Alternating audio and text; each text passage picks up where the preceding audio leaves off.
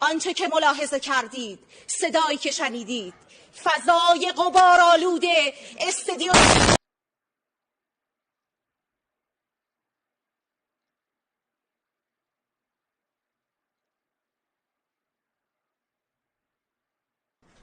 آنچه که ملاحظه کردید، صدایی که شنیدید، فضای غبارآلود استدیو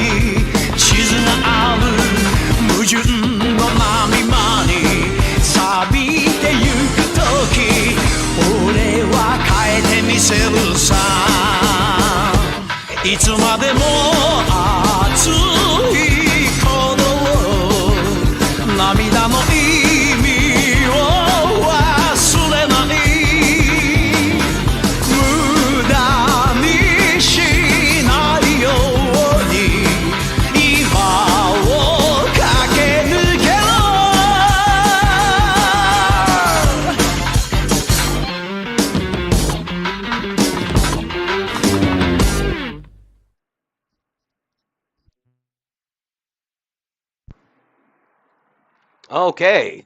Fucking. Yep. That video went viral this week, and I thought it was fucking funny. I thought it was hilarious. I did. And honestly, I shouldn't have closed that tab. I should have left it open so that we could laugh at it again. I am alone this week. I'm waiting to see if Liar will message me back and let me know, hey, yes, I am coming. Usually he's still awake at this time, but he may have got drunk and passed out, as he is wont to do. Anywho. So if you're here because you saw the title, maybe the description, there's a lot of people, a lot of doomsayers, a lot of panicans out there who think that, the Israel-Iran conflict is it's going to be the end of the MAGA coalition. It's going to spell the end of the thing that we, spent, the last 10 years building. I'm not quite that black-pilled. I think that we're kind of teetering, like not teetering. I think that's probably even too extreme. We're in a position where the next few weeks of Trump's tenure is going to define his legacy, and he could very well make a series of blunders that really does destroy the MAGA coalition. I don't think he's going to.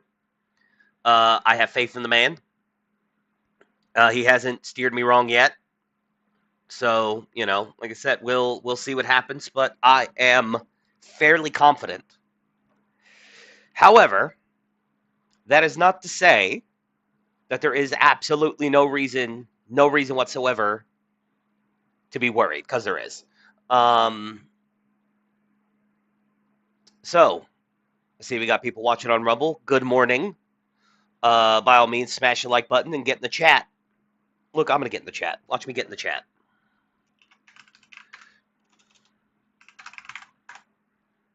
Boom. There, I'm in the chat. So please, hop in the chat, smash the like button, let's fucking go. So, first things first,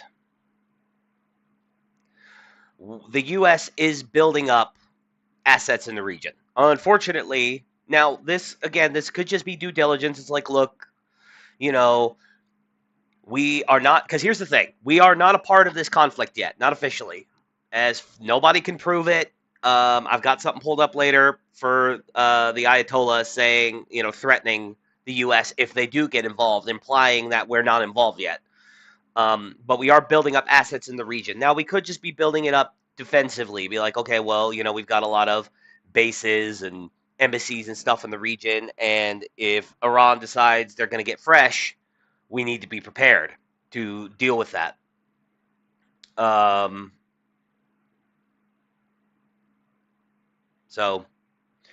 But it could also be that we're just getting stuff in the region because we're going to go hot no matter what. We're not going to wait for them to strike first. We're just going to go hot, which I don't want. Let me make that abundantly clear. Yes, I'm pro-Israel. Yes, I'm rooting for Israel in the conflict with Iran.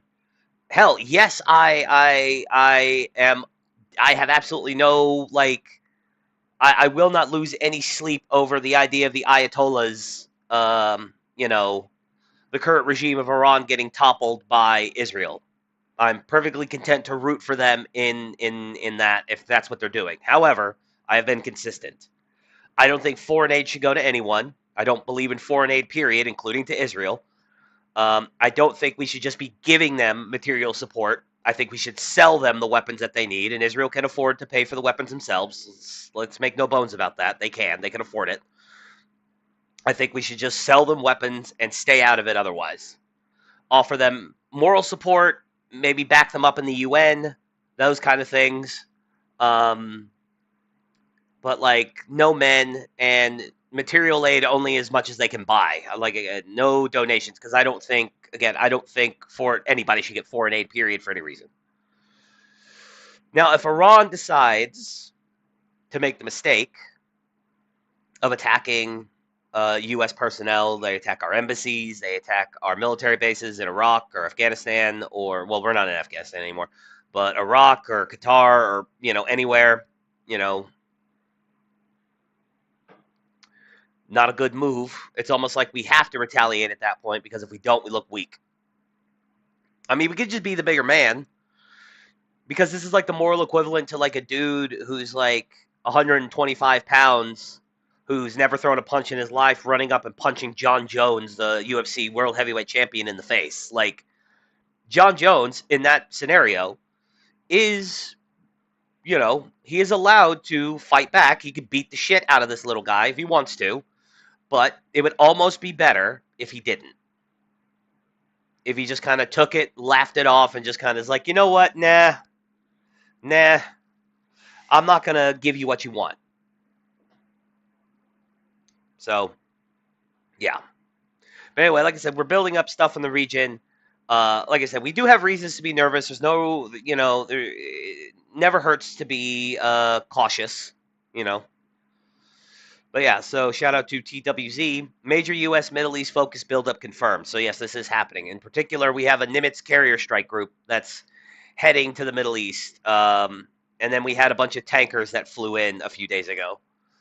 Now, to be fair, this was pointed out to me by a friend of mine that the Nimitz carrier was heading. The Nimitz carrier was heading to the Middle East anyway because it was we always have a strike group in the area, and it was apparently supposed, if I remember correctly, it was supposed to relieve the strike. It's probably going to be covered in this article. It's supposed to relieve the strike group that was already there, but now the strike group that's currently there isn't leaving, and the Nimitz is going anyway. So we're going to have 2 strike groups in the area.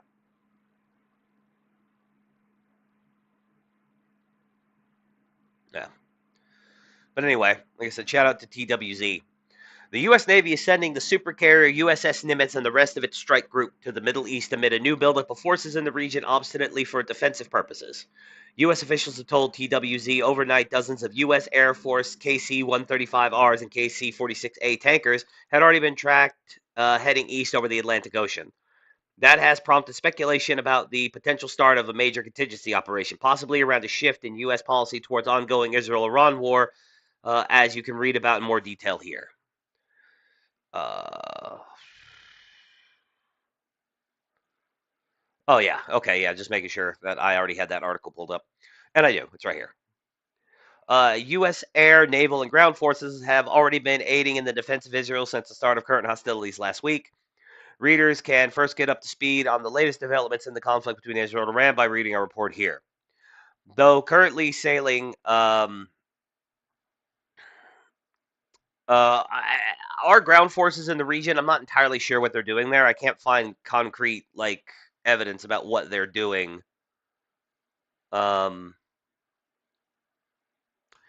Are they counting the people on the ground who are working surface to air interception systems that are intercepting missiles? Because from what I understand, we intercepted a few of the Iranian missiles that they fired at Israel. So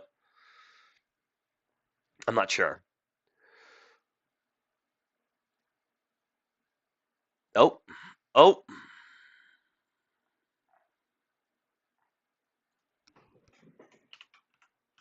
Liar messaged me.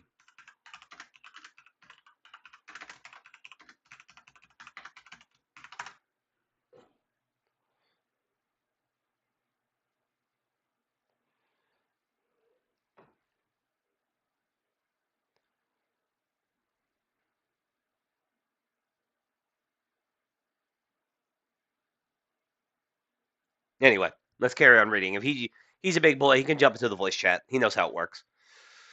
Though currently sailing in the Western Pacific, the Nimitz carrier strike group is heading to the Middle East without delay, a U.S. official told TWZ. The U.S. official added that this is a scheduled deployment to replace the USS Carl Vinson. Yeah, Vinson. Yeah, that's what I was talking about.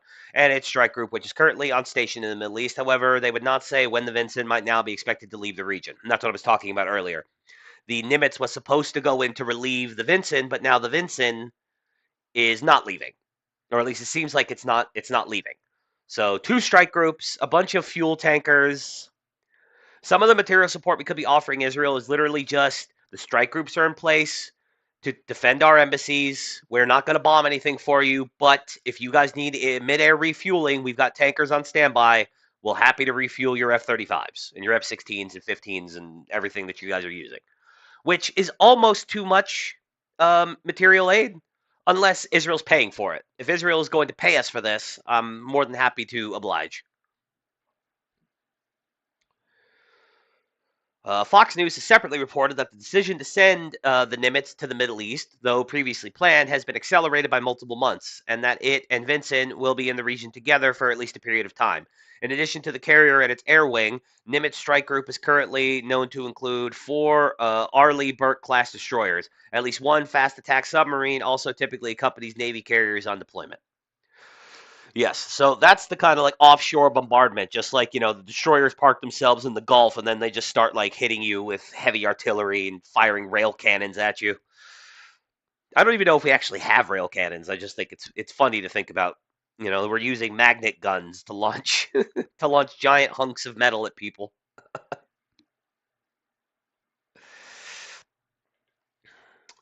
When asked, sorry, hold on. When asked, the second U.S. official could not comment specifically on the recent movement of KC-135Rs and KC-46A tankers, but told TWZ that additional defensive forces are moving to the region to provide flexible options for leadership. They declined to elaborate on the exact composition of those forces. Other reports have linked the flights directly to this defensive buildup. Now, I don't have anything that confirms this. I don't. But I was watching a YouTube channel that I'm sub to. I'm a big fan of Habitual Line Crosser. He's a U.S. Army U.S. Army radar operator, but he's obviously like it's a big pro military channel. And according to this most recent video that I saw of his, and again I didn't dig too deep into this, so I don't know if this is 100% true or not. But apparently we've sent some F-22s over there. Now, if we're sending F-22s over to the Middle East, again, like that means we intend to engage, or at least we're preparing for the likelihood that we're going to have to engage. You know, because if we were just sending a strike group just to keep like other people from getting involved, basically just to play referee, and then we've got tankers to refuel to do midair refuels of the Israeli Air Force. That's like one thing, but if we're sending fucking our own F-22s over there to back up Israel's F-35s, that or at least maybe not, that's like if we're sending F-22s over there, that means we intend to blow something up. You know, the F-22 is not a support vehicle. It's a striker. It's an attacker. It's a fucking fighter jet. Like the F-22, the most powerful, or at least in my opinion, and in the opinion of a lot of people, you know, the most powerful fucking uh, air weapons platform that we have, or a single seat air weapons platform. You know what I mean? Or most powerful jet, basically. Um, that doesn't fill me with confidence that we're going to stay out of this, or that we're only going to keep everyone else in the region from getting involved. You know, that we're going beyond material support and going into military support, which again, I'm not for. I don't want us to fight Israel's wars for them. I don't. And for the record, I also don't think that every war we've ever fought in the Middle East was something Israel made us do. I'll get into that later. Um, I'm not one of those people who thinks Israel controls the United States foreign policy. I don't think the Israel controls anything we do. I think there's this idea on a hard right wing Twitter, X, whatever, the hard right internet, that we are completely controlled by the Israelis. That the Israelis basically have us on a leash, that we do what they say, our Jewish overlords. I've seen that kind of thrown around a lot. I think it's the other way around. I think we tell them what to do, and I'm pretty sure I've said that ad nauseum over the years. They are our vassal state. We are not theirs. They do what we say. Not all the time. They're a sovereign nation. I'm sure there's plenty of times over the years that they've nutted up and done something on their own. A lot of people think that they did this despite us, which, I don't think that either. But we'll get into that later.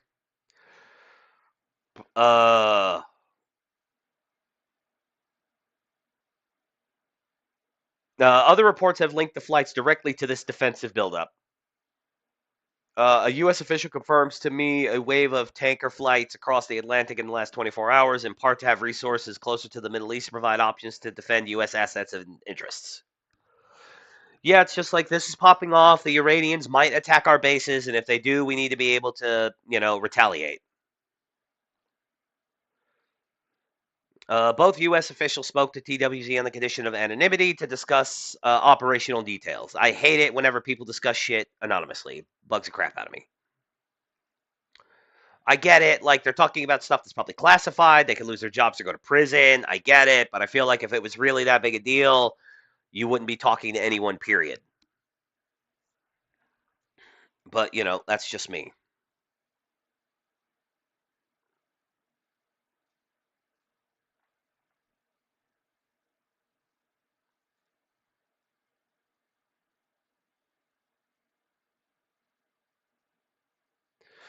The Air Force's Mobility Command, or Air Mobility Command, which oversees the bulk of the service's tankers and airlift fleets, declined to comment in response to queries from TWZ, citing operational security concerns.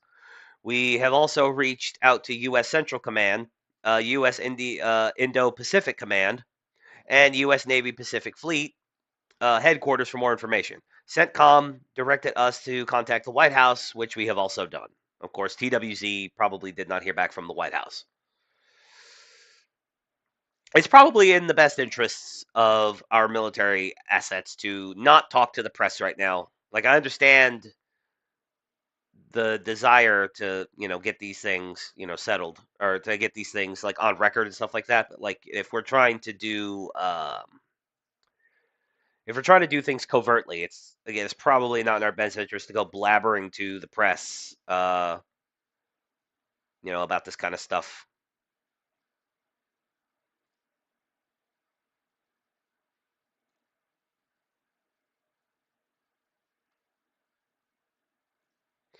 Well, Liar messaged me, and it seemed like he was going to jump in, but maybe he's not. Maybe he fell back asleep. Who knows?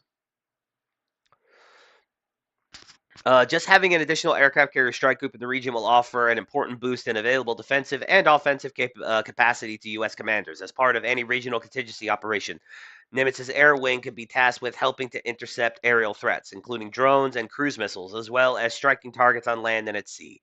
Naval F-35 Joint Strike Fighters, like the F-35Cs, currently embarked upon the USS Carl Vinson, are known to have shot down drones launched by Iranian-backed Houthi militants in Yemen in recent months. Yeah, we covered the video of the Houthis getting blown the fuck up. Getting BTFO'd. Or BTFU'd, I guess it would be the proper abbreviation. The other ships in a carrier strike group offer significant air and missile defense capabilities, as well as their own ability to target enemy vessels and or ground-based assets. Collectively, a carrier and its escorts can provide a wide variety of other forms of valuable support, including in terms of surveillance and reconnaissance, as well as command and control and battle management. A senior defense force, or a senior Israeli defense force, I guess goddamn man, even like the military, fucking pro military websites or military, like even these guys with their articles, they don't fucking do proper editing. A senior Israeli Defense Forces, IDF, a senior member of the Israeli Defense Force, senior members of the Israeli Defense Force, whatever, told TWZ over the weekend that Aegis combat system equipped ships, which would be Arleigh Burke class destroyers and or Ticonderoga class cruisers, have already been helping to intercept missiles heading towards Israel since the current conflict erupted. Yes, I did hear about that. The U.S. is helping with missile interception. There is also evidence of the use of SM-3 series anti-ballistic missile interceptors, which U.S. warships with Aegis systems specifically configured to support the ballistic missile defense mission employ.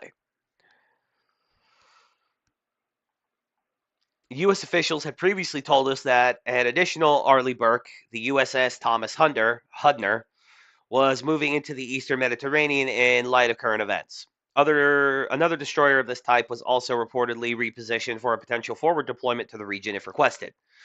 Thomas Hudner is notably a BMD configured Arleigh Burke, which would bring additional SM-3s to the theater along with other munitions. U.S. stockpiles of SM-3s in general are relatively limited, and the Navy also currently has no operational way of reloading vertical launch systems on warships like the Arleigh Burke at sea. So yeah, once like one of the destroyers has completely emptied its payload, they have to go dock somewhere to get reloaded. So, in terms of observed U.S. air power movements, online flight tracking software shows at least 32 Air Force tankers have now arrived at locations across Europe and the Middle East. It remains unclear whether any of the tankers were dragging combat jets with them across the Atlantic.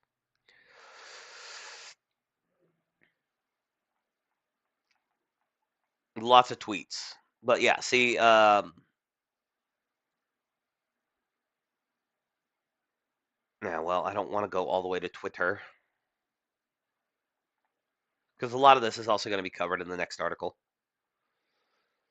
But yeah, they were tracking this for a while. earlier in the week. I saw a bunch of these images going around of all these huge takeoffs from all over the country, all over America, flying eastward.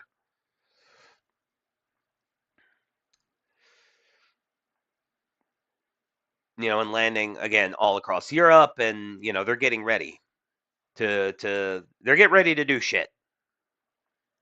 Whatever that shit is, purely defensive, possibly offensive, who knows? Who knows? The aforementioned senior IDF official told TWZ that U.S. fighter aircraft in the region have been taking part in defensive operations already. Air Force F-15 Strike Eagles played key roles in defending Israel from incoming missiles and drone attacks last year. Yeah, I mean, we have been doing that. A lot of people are not happy with that. I'm kind of in the middle on it. If Israel's paying for it, if this is part of their weapons package, then fine, whatever.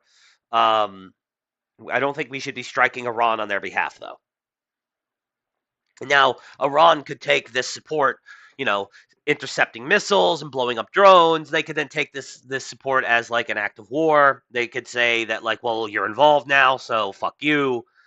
And then they attack our assets, and then we have to attack them back in proportionate response and all that stuff. Not, very not good. F-15Es recently saw their counter-drone capabilities, in particular, significantly expanded through the addition of laser-guided advanced precision kill weapon systems. Rocket kill weapon system 2 rockets to their available arsenal. Air Force F-16s in the Middle East had already been using APKW-2s to down drones launched by Iranian-backed Houthi militants in Yemen since last year, which we were first to report.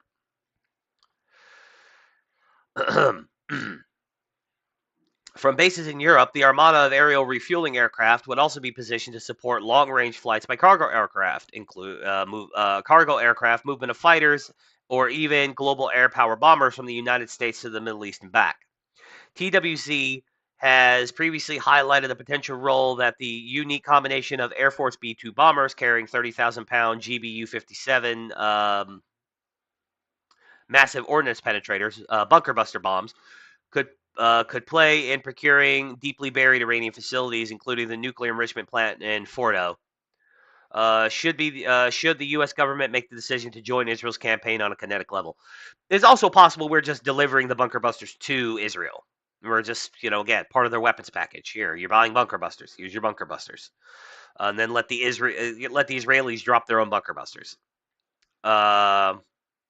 Assuming, of course, that the Israelis have a means to drop the bunker busters. I don't know if the Israelis have any B-2s.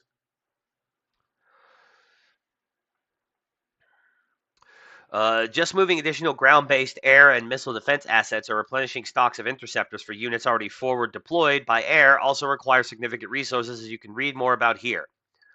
U.S. Army Patriot surface-to-air missile systems and terminal high-altitude area defense, THAAD, ballistic missile defense systems in the Middle East are also among the assets already being employed in the defense of Israel.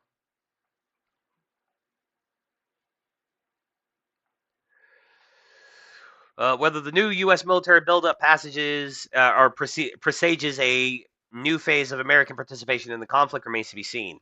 As TWZ noted, when the armada of tankers first appeared heading east over the Atlantic, that movement is something one expects to see in a number of different contingency scenarios. Now, beyond increasing options for defending Israel, there remains the prospect that U.S. interests across the region could come under more direct threat.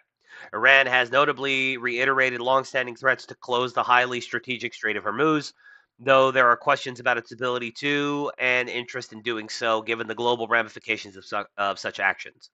As we recently explored in detail, anti-ballistic missile defense in particular would be key to responding to any Iranian strikes aimed at bases hosting U.S. forces in the Middle East, as well as an attempt to blockade the Strait of Hormuz. So yeah, blockading the Strait of Hormuz would be a not a smart thing for them to do. The Iranians really need to consider, the ramifications of what would happen if America does get fully involved in this. Up,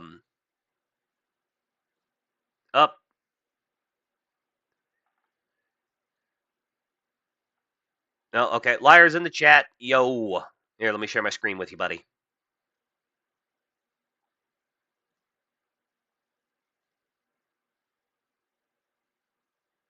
Are you talking? Because I can't hear you.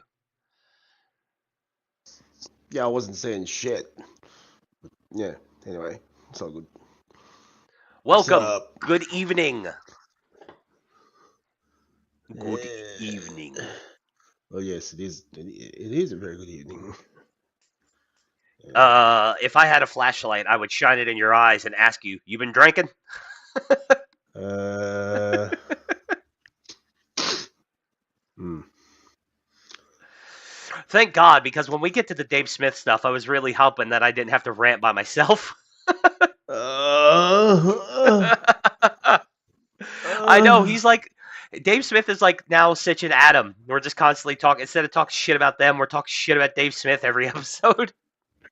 Are we going to talk about like his debate on Matt Gates' podcast or something? Is that the one that this I, is on, or? I didn't know that he did one on Matt Gates' podcast. Or wait, yeah, I did know that, but no, I didn't watch it. No, I've got two clips. One from whenever he was on Breaking Points with Sagar and Crystal, and the one where he calls Okay, for Trump to be I impeached. Well, didn't know about that one. But... that's the clip where he calls for Trump to be impeached. And then okay. I've got a clip from his debate with Konstantin Kisin on Piers Morgan. Oh, yeah, the one he did on Matt Gates' thing was against Robert Spencer, from Jihad Watch. Yeah. Oh, it was painful, dude. Well. Anyway, Yeah, let's not skip ahead. Yeah, we'll get to that. No, I'm just going over the movement of our assets into the region over the last week and a half. It's this. How far are you into like what date are we talking about here? Like, well, this article is from the 15th, so 7 days ago. Right. Well, I got news from a couple of people I know. Yeah. What's good? Ago. What's good, blood? Iran is fucked.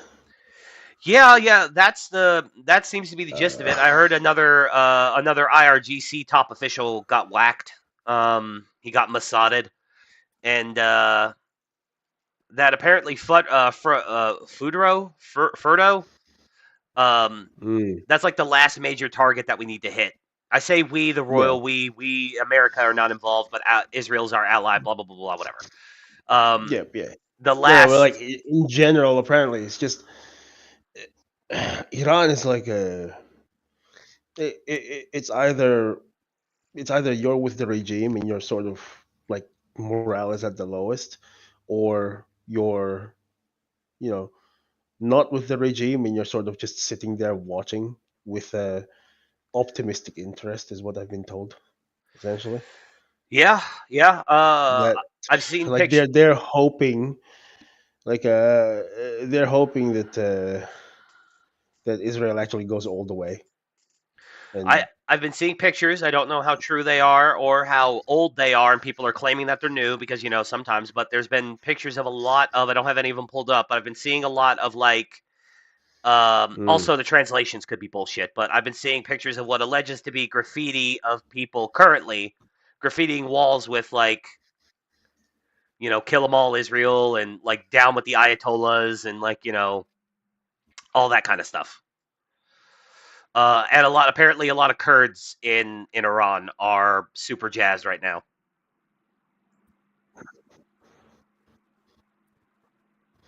it's not just that. Like, they're also like there's also calls like from within the military to just actively cheering on for the fall of the regime. So it's well, yeah. Things are going to be spicy, dude. Like, well, yeah, and I mean, fucking allegedly, Khamenei isn't even in country. Like nobody's seen him in person. Yeah, that's the thing I've heard. That he fucking snuck out. And he's currently hiding out in Russia with Assad. Like not literally with Assad, but Assad's hiding in Russia. Yeah, but so. yeah. Well, the difference is that this is going to sound really horrible. Yeah. Right. But I actually don't mind that Assad survived. That he's just sort of sitting in Russia, being just sitting there. You know, like okay, just bye bye. Do whatever you want, right? Like just be like, because I think he's like an actual doctor by training. Yeah. He's just gonna be Doctor Assad for the rest of his life, Well, yeah, right? and it'd be kind of like what would happen with uh like Kim Jong Un, probably, like if North Korea fell, like assuming he survived, he would just Mm, go hide out in China. He would just be living in China. He'd just go live in Beijing for the rest of his life. mm. Well, we'll Well, see. But well, yeah, like if they fell, the only way North Korea is going to fall, obviously, like get a little is bit if a little Beijing easier. falls as well. Well, yeah, well, no, I was going to say is if his basically his entire higher up inner circle decides they're tired of being destitute. They're like, yeah, we're the richest people in North Korea, but we still live like poor Americans. We want to live like rich Asians now.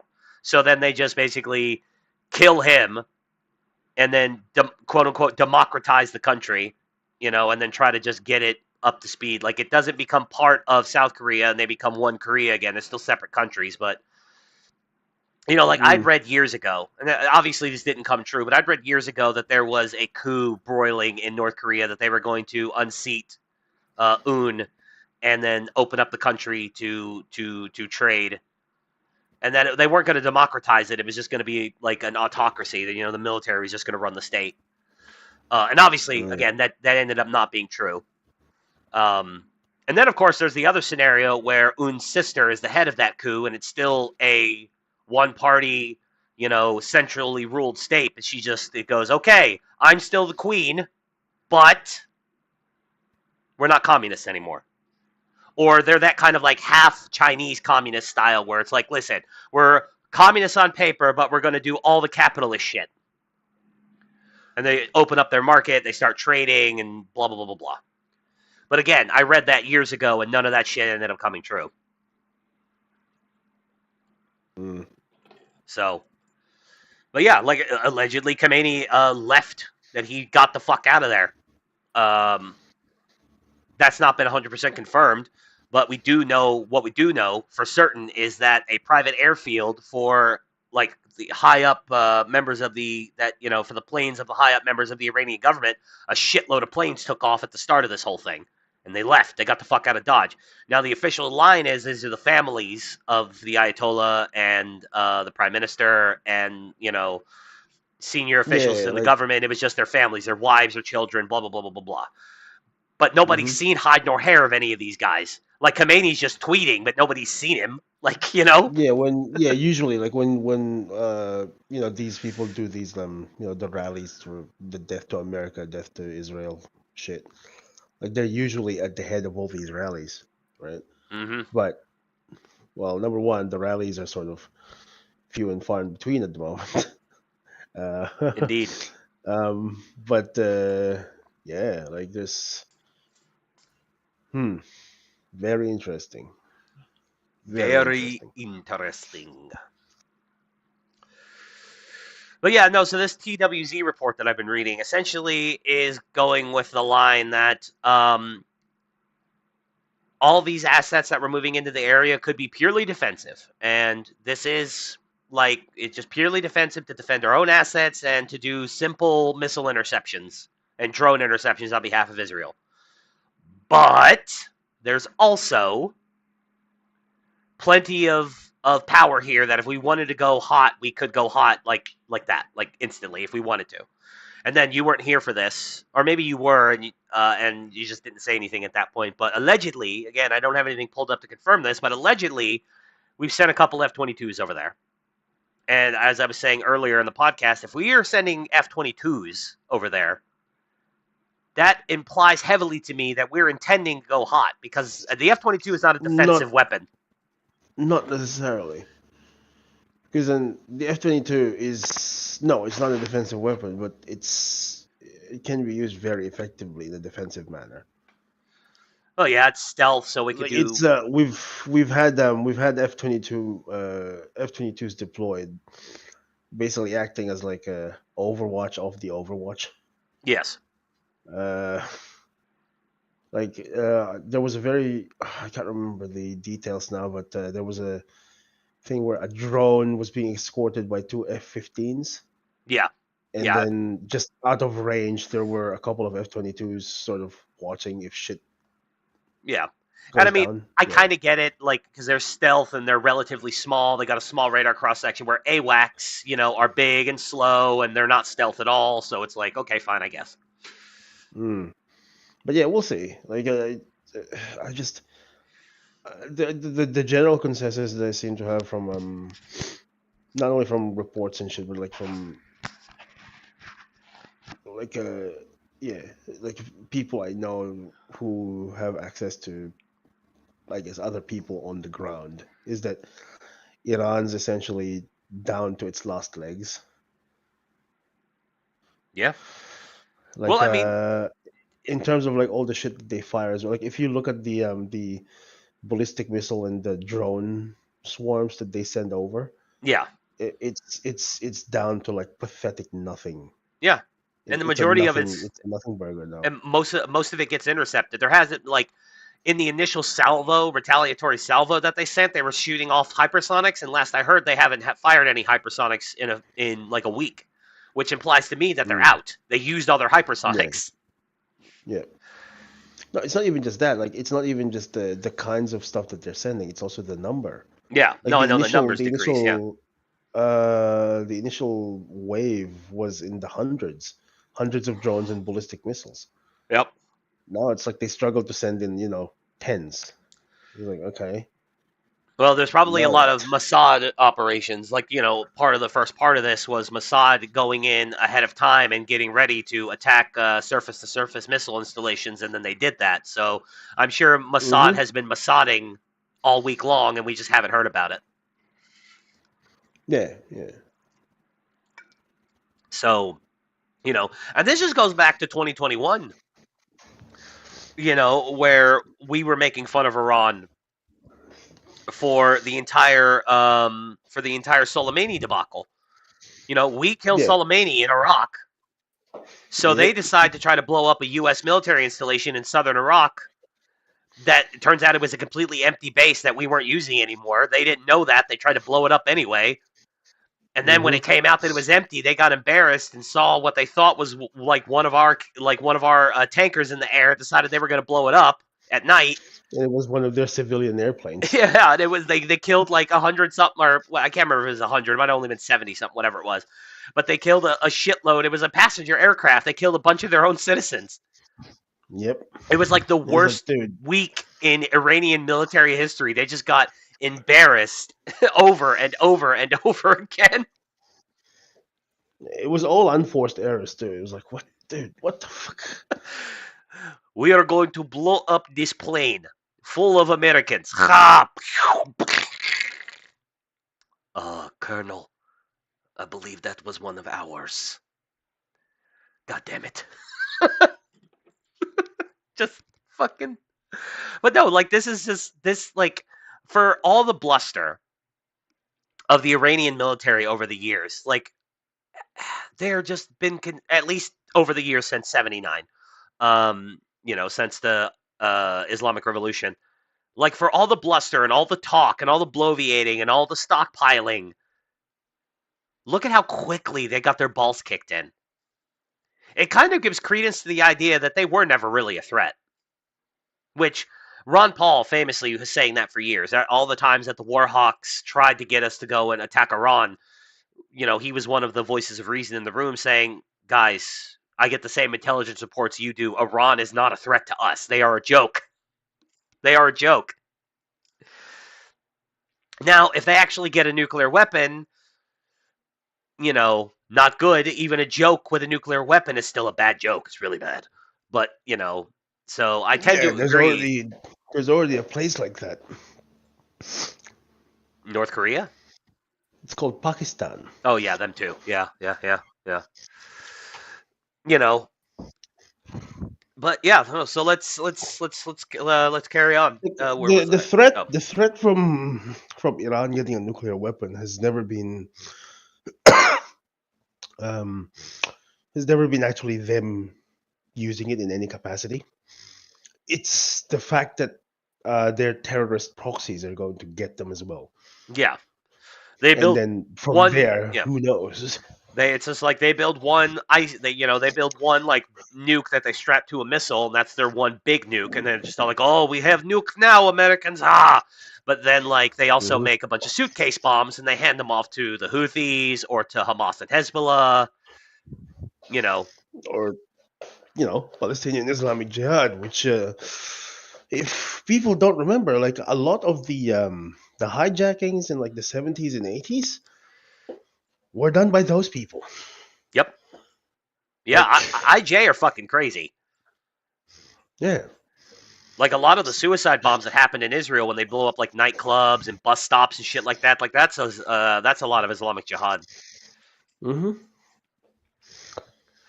Like, like it's just the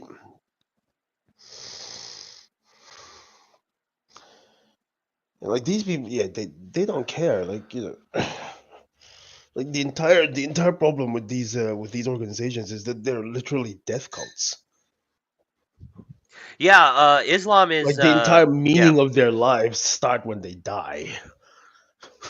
yep, So, you know. Mm. yep. Yeah, no, Islam is not conducive to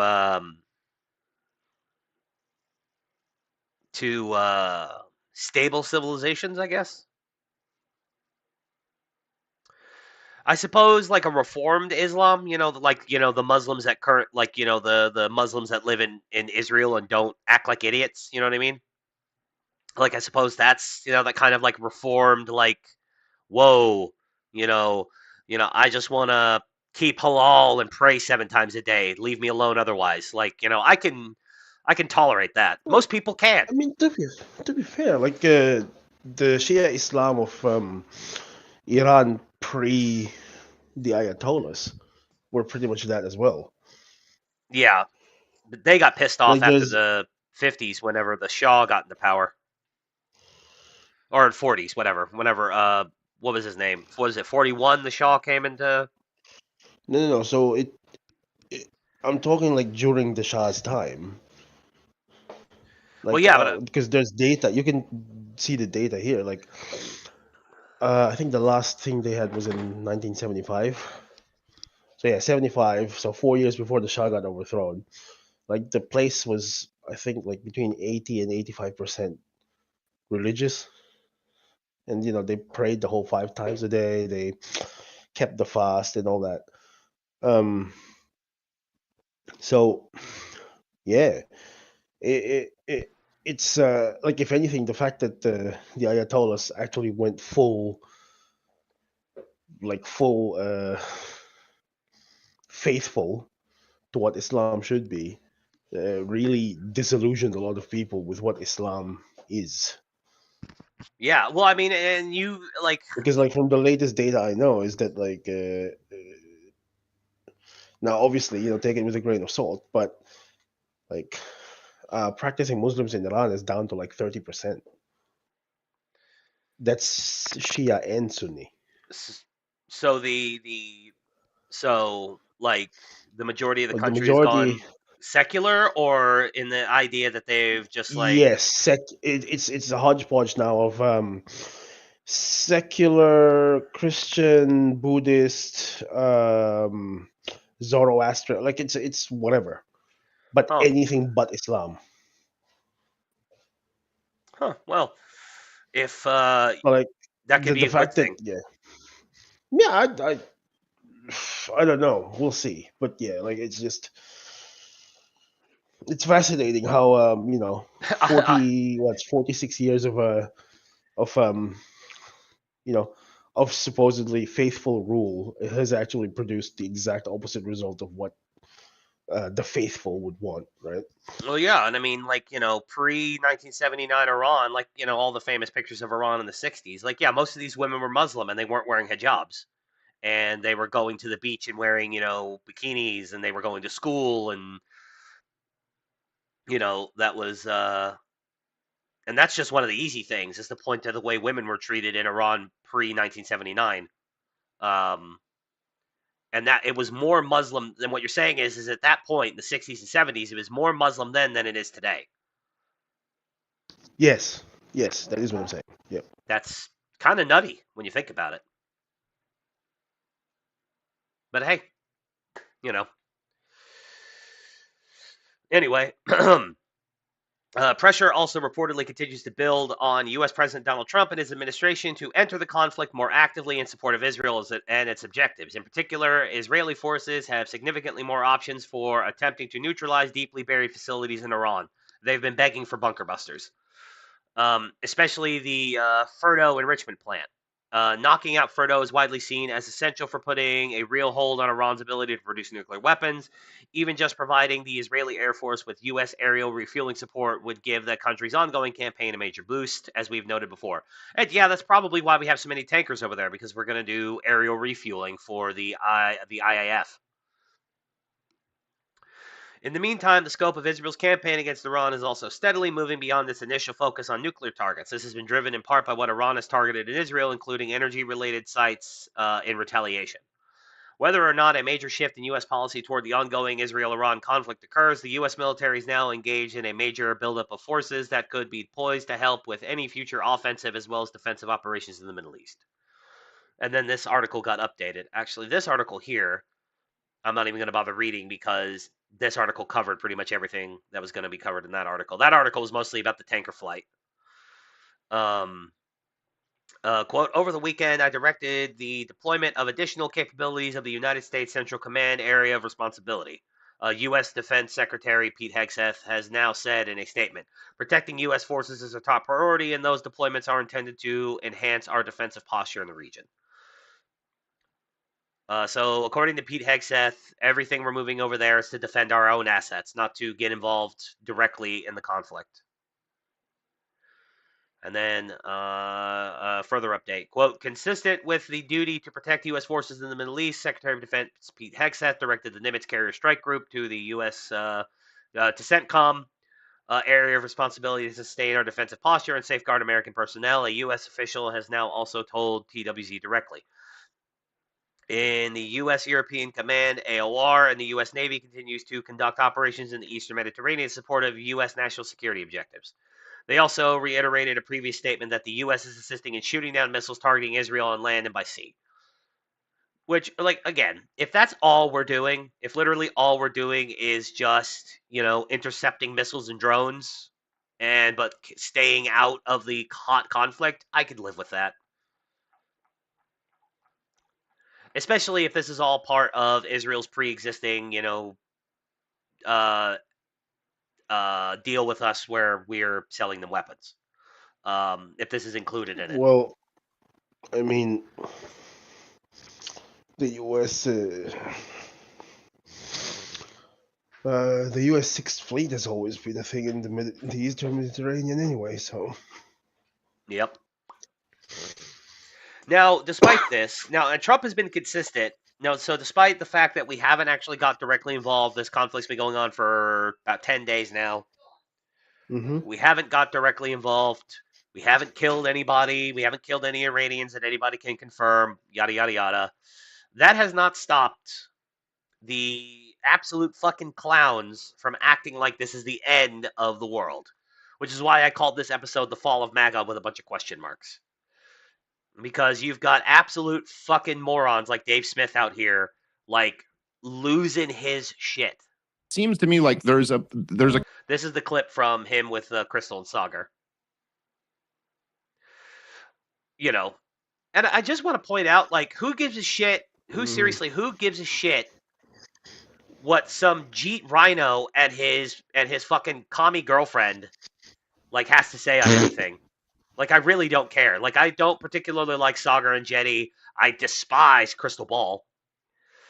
Crystal Ball is in a relationship with Kyle Kalinske. So, I guarantee they share politics. And Kyle Kalinske is one step removed from a goddamn communist, in my opinion. A couple possibilities here. Kyle, none of them are good. What's a farm? Kalinske? Yep. Like, oof, I still can't believe he fucking put that out. Like, dude. Kyle Kalinske is a brainlet. He is an actual moron. Now, Dave Smith says something here in this first little bit of this short that really kind of, like, chaps my ass and shows his ignorance and his inability to give any kind of grace to the Trump administration, any kind of grace to Donald Trump. He automatically assumes the two worst possibilities without even considering the third and most likely scenario, which I will go into. Seems to me like there's a couple possibilities here. None of them are good. One of the possibility is that, which I think is plausibly the case, that Israel betrayed Donald Trump, and then this is just his best way to deal with it. Like, essentially, Donald Trump was trying to negotiate, and then Israel just went ahead and launched the attack anyway. And then, as a response to that, Donald Trump would rather look strong and go, no, I was in on it. It was our plan all along. Or the other possibility, which I think is more likely, is that he was never negotiating in good faith, and it was a distraction, and Donald Trump was in on it. Either way, we're at the same place. Yeah. You know, Either way, even if Donald Trump was betrayed by the Israelis and then just took their side in public, which has happened with different presidencies over the years. It's certainly happened with Bill Clinton after Camp David. So maybe that's the case. But then either way, then you're just so weak and pathetic that even after the Israelis betray you, you'll still come out and catch their back and support them in this war. Well, that's just as bad. So either Trump's a liar or he's a weak coward. Okay, he doesn't consider the actual most likely option, which is Trump genuinely it's both. Trump actually was trying to get a peace deal negotiated between Iran and Israel. And the Iranians would not fucking play ball. They would not. They would not capitulate on anything. You know, the art of the deal is compromise. Everybody has to give something up. And if Iran is all like, no, we don't want to give up anything, we still reserve the right to blockade the Strait of Hormuz anytime we want to, and we're going to build as many nukes as we want to. So, and Israel, like, is that he was genuinely trying to make peace, but then he also knew that if I can't get this peace deal done, that Israel's going to attack, and I'm going to support them when they do, because I tried and you basically spit in my face. I don't understand how. Yeah. Why is all that? Of this, like, why is Iran blameless? Honestly, and I very rarely do I ever throw this out. Like, I very rarely ever throw this thing out because Dave Smith hates his own people. I really do think that. I really do think Dave Smith hates being a Jew. Yeah, I've come to the point. I've come to the point where I think he's the same as Chomsky and Finkelstein. Yes, he genuinely seems to have an animus towards his own people. And he'll be like, no, what a straw man. No, I don't hate Jews. I'm a Jew. I'm like, I've literally never heard you say any good things about Judaism, any good things about Jews in general. I've never heard you say any good things about Israel ever. Like ever. You take the side of every single person who ever killed an Israeli you say is justified. Every time. And when you push him on this, he always backpedals and says, oh, well, I'm not justifying Hamas. I'm not defending Hamas. Hamas is evil. Then why do you defend everything Hamas does? How come every single time Hamas puts out a statement, you treat it as gospel?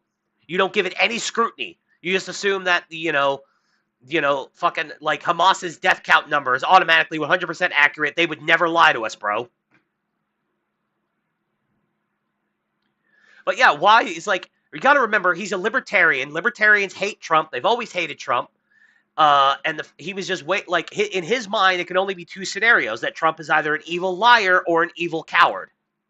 It couldn't be that Trump tried in good faith to negotiate with Iran. Iran refused to play ball, and that he basically said, "Israel, I tried. I put my hand Pontius Pilate. I washed my hands of it." That kind of thing. Like, because this is what we do know. We do know that Iran does back Hezbollah and Hamas. We know that. And the Houthis. We know all three of those groups have been attacking Israel for decades. We know that in 2024, Iran launched missiles at Israel. Dave Smith himself admits that they did it. So, despite all of this, Israel is not allowed to respond. They're not allowed to attack. But anyway, despite all this, Trump told them no. Do not attack Iran. Let me talk to Iran. I can get a peace deal done. The art of the deal. I wrote the book on it. wait, give me 2 months, I will get a deal done. If after 2 months, 60 days, I can't get a deal done, then do what you want, whatever. Well, that's the thing. Like, he came out with a Truth Social post exactly 60 days before Israel went to town, basically. Yeah. Right. And again, this I really hate to belabor the point, but the question of what should Israel have done after October 7th? Yeah. It's like it's fucking kryptonite to these people. Yeah, no, they can never answer the question. What was an appropriate response to October 7th? Every time I've ever asked someone that, they always tell me, it's like, history didn't start on October 7th. What about... They always go back to... They can never say, it's like... But they're like... There hadn't been like a hot... I agree. History didn't start on October 7th, but I mean, that's the current start of the current conflict. Like, what should have been the appropriate response? Yeah, there was the Hamas missile attack in 2021, which we covered, I think, on episode 1. Because that's where we got the image of the Iron Dome taking out the missiles. And then after that, there was nothing. It was the my tax dollar, somehow also my tax dollar. Yeah, so that was the start of the thing, right? Yeah, and then we had like almost 3 years of nothing, where the two sides were basically like armistice. Or not armistice, but we're like ceasefire. Let's, stop. And then October 7th happens in 2023.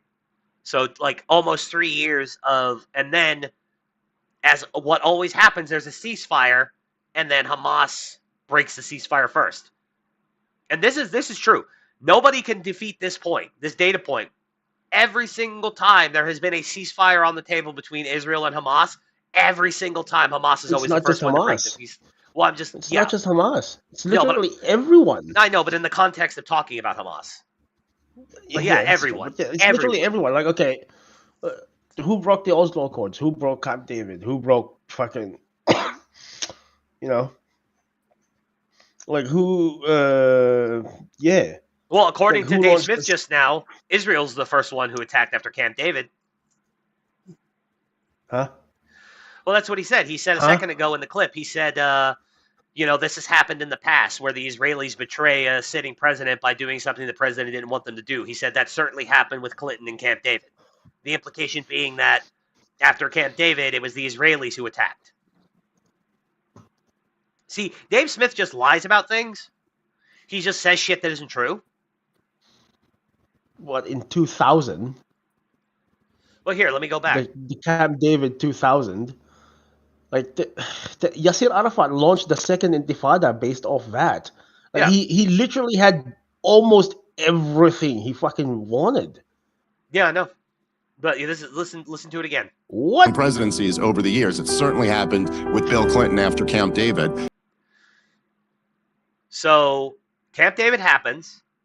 The second Intifada gets launched. Israel responds. And somehow that's Israel's fault. Israel's not allowed to defend itself ever.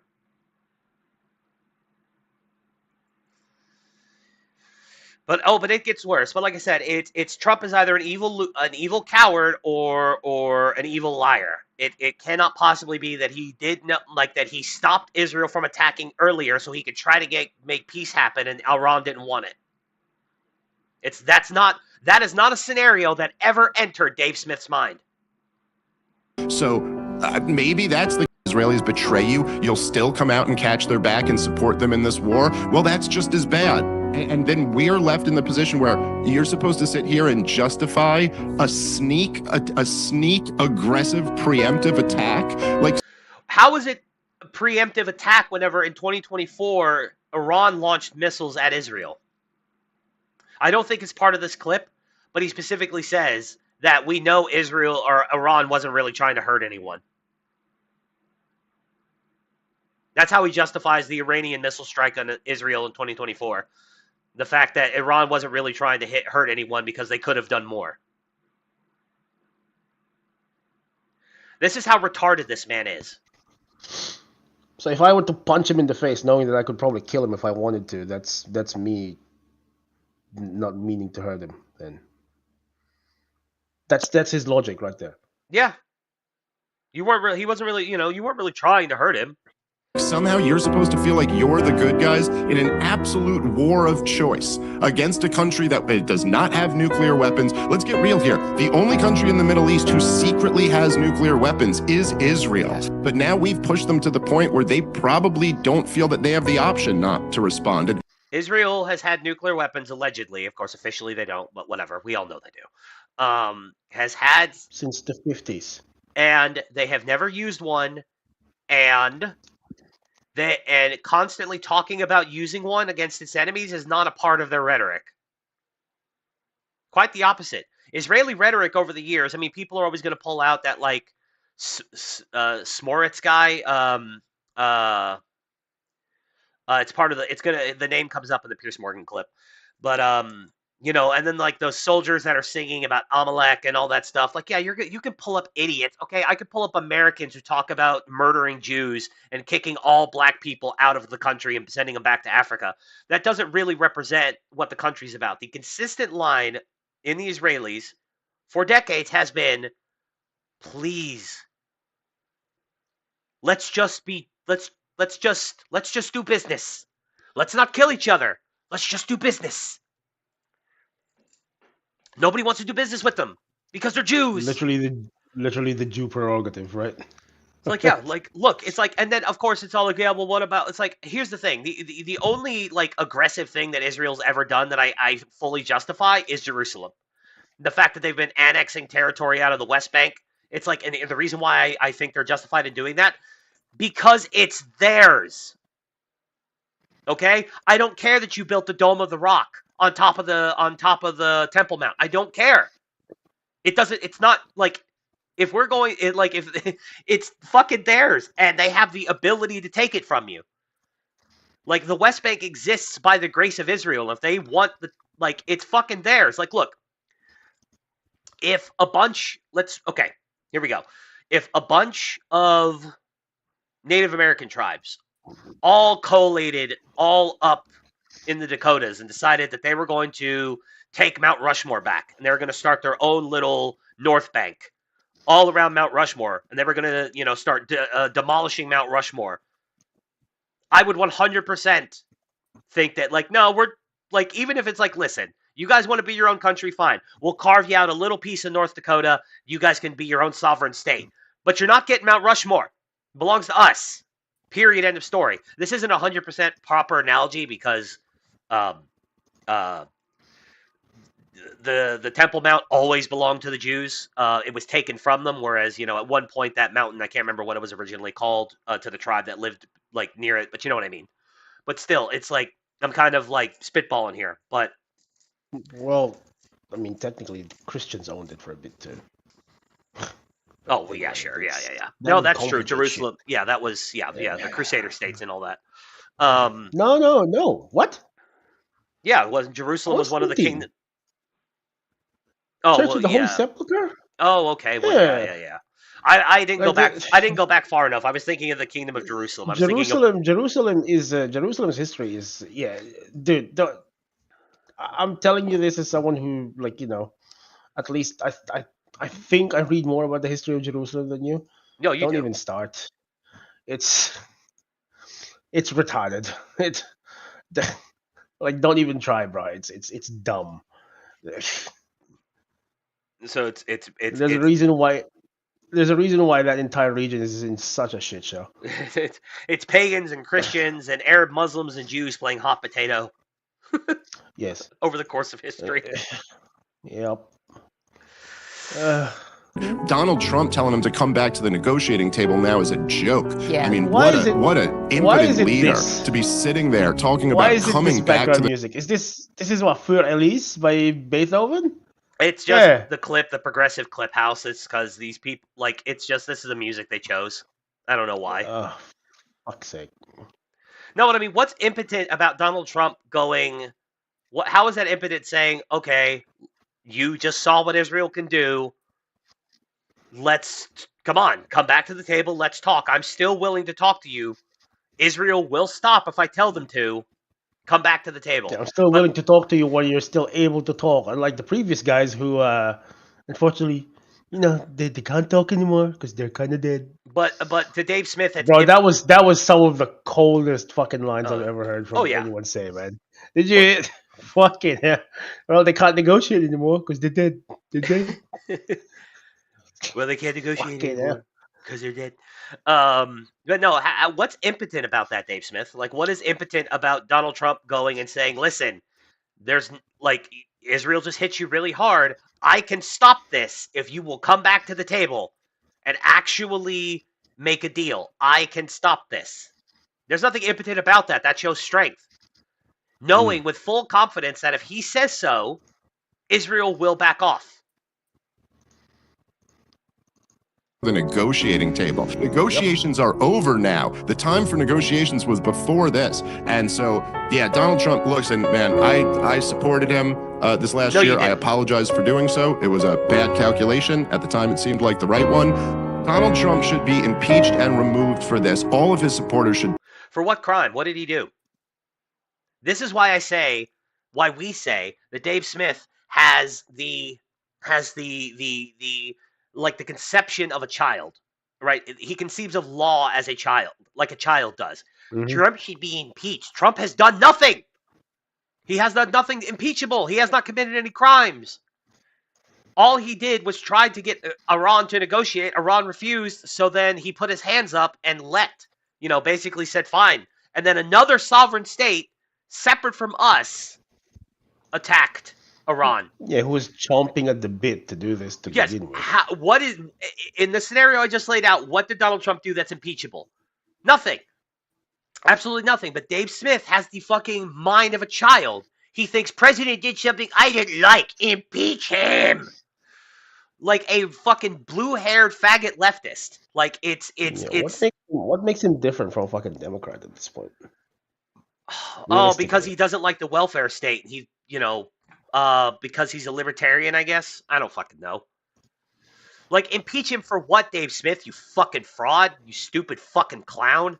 Fucking moron. Turn on him. It's the absolute betrayal of everything that he ran and campaigned on and everything that he stood for. What do you mean? How?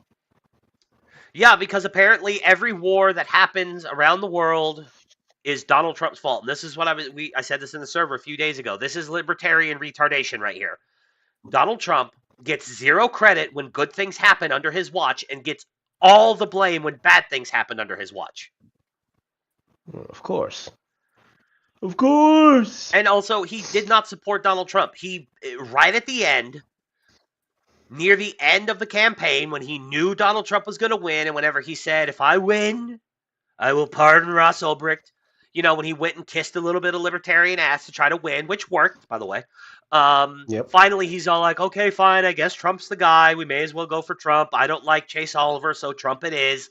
Like, no, you didn't support Trump. You never supported Trump. People are pulling up old tweets of his from like 2020 talking about like how he's a war criminal and he deserves to be in prison for the rest of his life. Like, Dave Smith is a clown. Douglas Murray described him 100% correctly. Dave Smith is a fucking clown. He's an absolute clown. A child, a fucking child in a 40-year-old Jewish man's body. Absolute clown shit. As you'll see, Konstantin Kisin, by the way, completely butt-fucked him verbally. Like, at least from the clips that I've seen. I haven't watched the whole interview. I probably should have.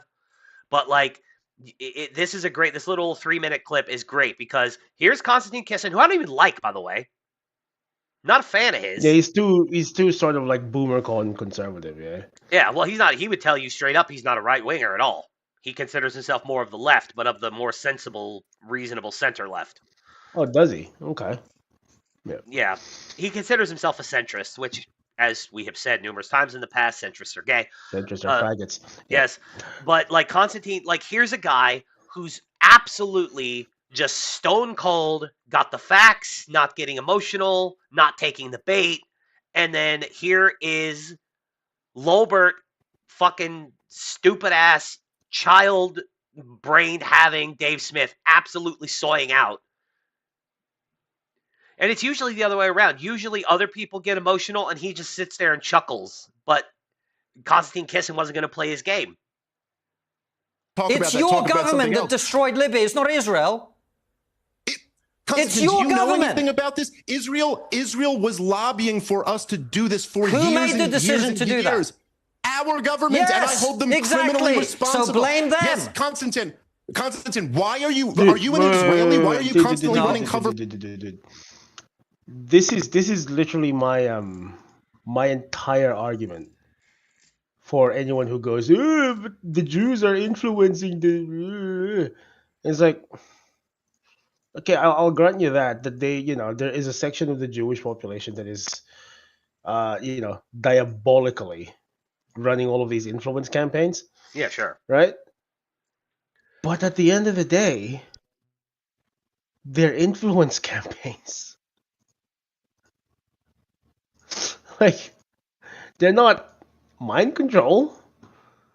Like, no one, ultimately, no one is forcing anyone to, like, succumb to these, quote unquote suggestions. Like, how,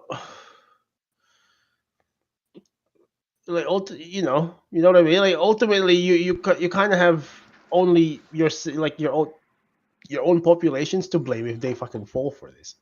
No, I agree. That's why, like, whenever people bitch about money in politics, like, fucking Cenk Uyghur's always bitching about money in politics. I'm like, money in politics doesn't work on me.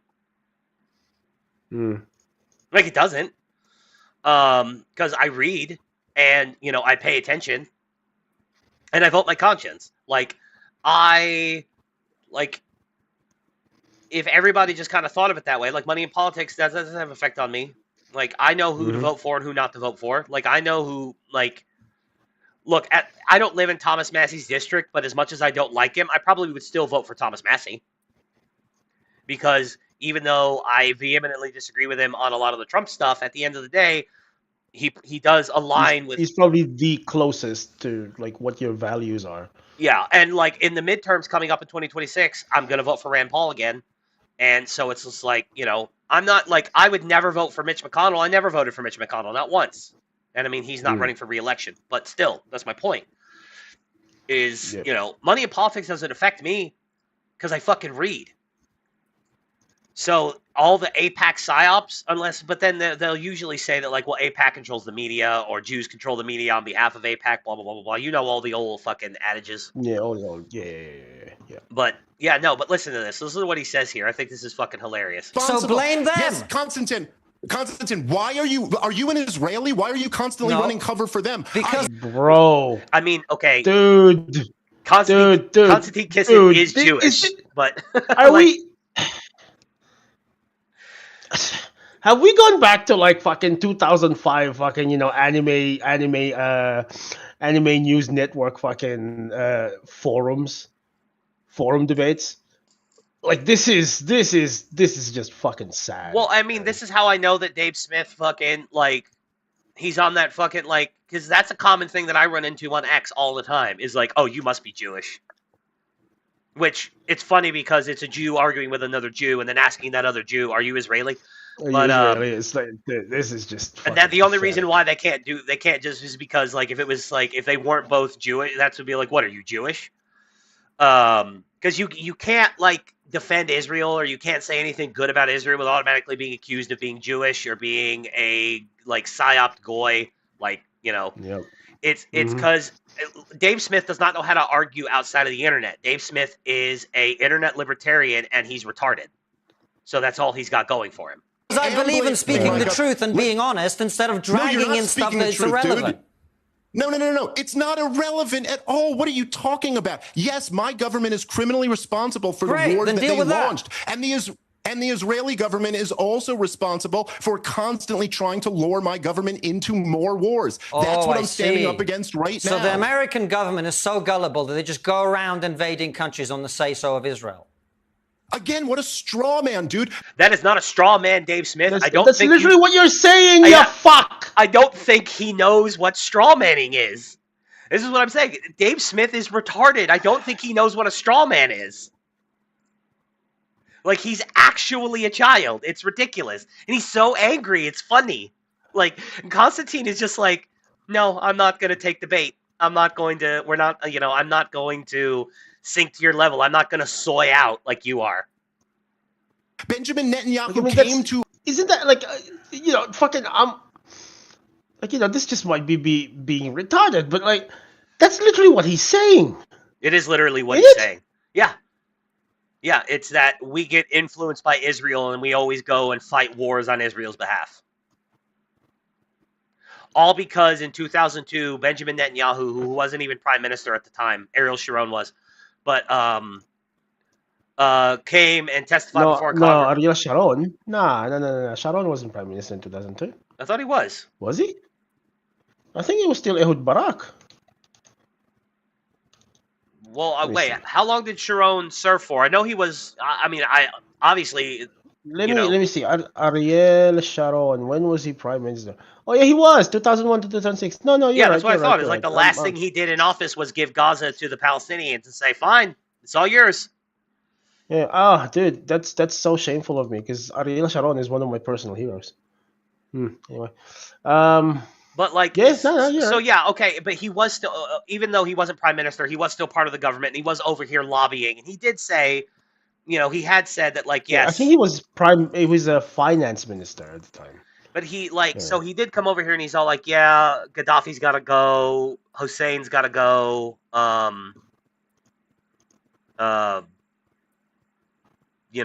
Iran's got to go, and then eventually, of course, they all went, but we have our own interests. We have our own reasons for wanting to do that independent of Israel. Like this idea that America can't do anything. We can't fuck up without Israel being involved in some way. Like we're so weak that we're controlled by Israel. And when he gets called out for saying that, he goes, "No, you're strawmanning me." Also, I just want to point out that in 2002, while Netanyahu was at Congress saying that like Saddam's got to go in 2003, or Saddam's got to go, and then we went into Iraq in 2003. Correct me if I'm wrong here, but wasn't the official line from the Sharon government all like, no, if you take down Saddam, it's only going to embolden Iran. It's going to further destabilize thing because Saddam was one of Iran's biggest rivals. Yes, which is why they didn't help us in 2003 at all. Mm-hmm. And then a lot of people always bring up, it's all like, well, what about the first time we went against Saddam? It's like, actually, Iraq did attack Israel back in the 80s and 90s. They were launching Scud missiles at Israel. And the reason why Israel didn't get involved back then is because we asked them not to.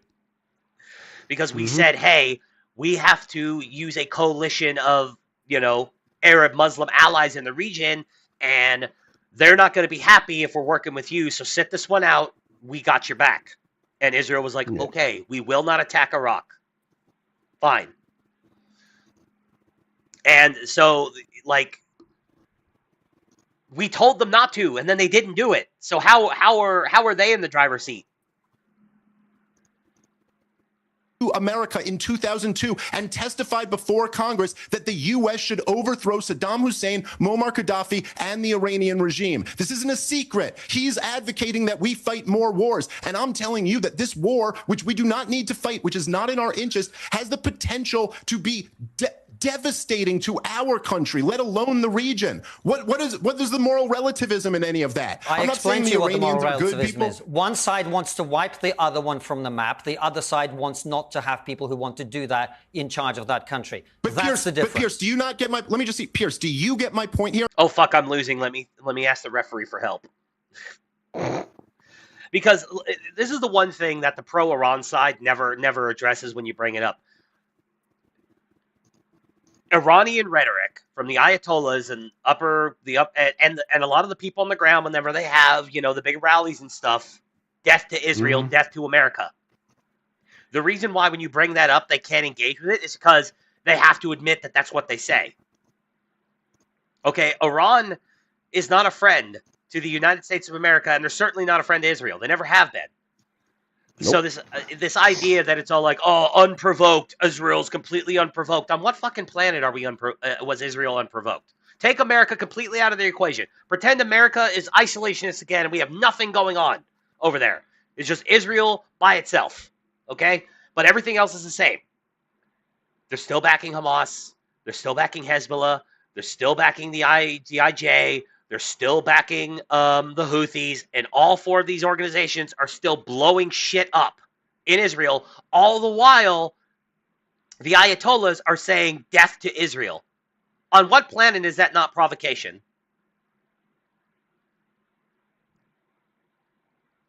No, they can never answer that because they know it's bullshit.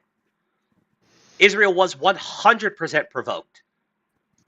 They have been 100% provoked. You know? Yep. These same people, these same Dave Smith people take Russia's side more often whenever they talk about Russia-Ukraine. It's all like, well, there's NATO encroachment. They said NATO was never going to move past a certain point on the map, and then it did, and then they were trying to get Ukraine to join NATO, and then they were putting all these bioweapons laboratories and all these Patriot missile sites, and they were building up all the right on Russia's doorstep. Total provocation. And then they always say, I'm not a fan of Russia. I don't like Putin, but they were provoked. But that same grace that they give to Russia is not extended to Israel. Interesting how that works. That Iran can back all these terrorist organizations, that these terrorist organizations can kill thousands of Israeli citizens over the years, while the people in Iran and the leadership of Iran can chant death to Israel, and that doesn't count as provocation. To the point where whenever, after decades of this shit, Israel finally does something about it to shut the Iranians up for good, and then finally it's an unprovoked war that Iran did nothing to unprovoke completely. Israel and the bad guys here. Yep. It's bullshit. It's complete cock shit, in my opinion. And it was the person I was thinking of was Somtrich. He's some Jew politician who has some spicy things to say about Arabs. This is what they said from the very beginning of the war in Gaza. Israel doesn't want to wipe Gaza off the map. Israel just wants to retrieve the hostages and get it. But they are wiping it off the map. So why do you just get to have this standard where you decide what they want to do? Are they? Are they wiping it off the map? We can't look at Iraq. We can't look at Libya. Well, Rafah's gone. But yeah, no, probably not. Like, as far as I'm aware, no. There has okay, and why is Rafah? Why is the Rafah junction in particular disappearing off the map? I wonder why. Possibly because it was a huge staging post for, Hamas and IJ attacks and had a large network of tunnels dug underneath it. Yeah, I know. Like, what a fucking surprise, right? Like, yeah. Like, Rafah got wiped off the map, I'll give you that. But Gaza as a whole, no. Gaza as a whole is going to be fine. Well, not going to be fine. You know what I mean? Like, by the end of this, here's the reason why I don't think Israel's really going to try to retake Gaza and make Gaza part of Israel again. Because I don't think the Israelis really want it. I think they would be more than happy just like, fine, here's a chunk of land. Go fucking live there and get away from us. Like, if you don't want to be a part of the reasonable Arabs that live here in Israel, then fine, go the fuck over there. You don't want to live with Jews? There, we carved you a little section out of the map, right down there by Egypt. Go there. Like, I really don't think the Israelis want Gaza, because I don't think they want to try to, No, I don't think they want the headache. Yeah, they don't want to try to fucking take all these Palestinians and go. I hate calling them that. Jesus Christ, I got psyoped into it. They don't want to take all these Arabs and go have to try to integrate them into a society they don't want to be a part of. Mm-hmm. Yeah, we can't look at Afghanistan. Evidently, as all the hogs can see, we can look at World War II. Everything is just like World War II, but it's not like the last 25 years. Everything is just like what they want to do, to retrieve the hostages and get it. But they are wiping it off the map. So why do you just get to have this standard where you decide what they want to do? I can't base it on their track record. We can't look at Iraq. We can't look at Libya. We can't look at Afghanistan. Evidently, as all the hogs can see, we can look at World War II. Everything is just like World War II, but it's not like the last 25 years of terror wars. These guys have wiped countries off the map left and right. Well, as you know, it's their track record. Yeah, as you know, I've been increasingly critical of the Israel strategy in Gaza. It makes no sense until you hear people like Smodrich talking brazenly and openly about ethnic cleansing. I mean, it doesn't make any pretense. And at that point, I do think that there are certainly people on that in that government at senior level who absolutely want to get all the Palestinians out of Gaza, out of the West Bank. And if that has been their plan all along from October the 8th, then I was duped and people that feared that were correct. And we'll have to see how that plays itself out. I hope that is not going to actually be the case, and that people who say on the Israeli side, they say to me, well, Smotrich isn't the government. Well, he's a pretty senior member of that government, and he's not even hiding what he thinks should be happening. Yeah, no, Dave Smith is pathetic. He's a genuinely pathetic person. He's a fucking joke. Like, he's not a clown, he's a joke. And he's not a funny one. Well, from what I understand, from what you've been saying, he's never been funny. So yeah, no, even whenever I didn't hate Dave Smith like I do now, I didn't think his stand-up was particularly funny. I never thought he was I really never thought he was a good comedian. I also genuinely don't understand why he has such clout. Like, I know Legion of Skanks as a podcast got kind of big, and I know he's Joe Rogan's friend, but like he's not funny. I think the only reason why Dave Smith is as big as he is because he has the clout of being the anti-Jew Jew. He's the Jew that the anti-Jew people can tote around and say, see, we don't hate Jews. He's a token. Right. I mean, I really do think that, like, he would not be half as relevant as he is today if he was pro-Israel. Seriously, he would be basically nobody. He would just be another one of Rogan's comedian friends. But, he gets to go on Piers Morgan every other week and Breaking Points, and everybody takes him, like, super seriously as, like, a foreign policy expert and, like, all these things. It's stupid. I don't think he's, like... I get it, expert after COVID, expert fatigue. I understand where that's coming from. A bunch of experts told us a bunch of shit that ended up not being true. But we cannot completely throw the baby out with the bathwater. You cannot have demonstrably retarded assholes like Dave Smith being your main mouthpiece for your side, because it makes you look bad. Okay? Dave Smith is retarded. He's not a smart person. He's not. He has buzzwords and talking points. He doesn't understand half the shit he says. He barely has any real point of reference for the history of the region that he talks about. He unironically takes all the opposition. Everything they say is gospel, while everything the pro-Israel side says is a lie. Completely no scrutiny whatsoever.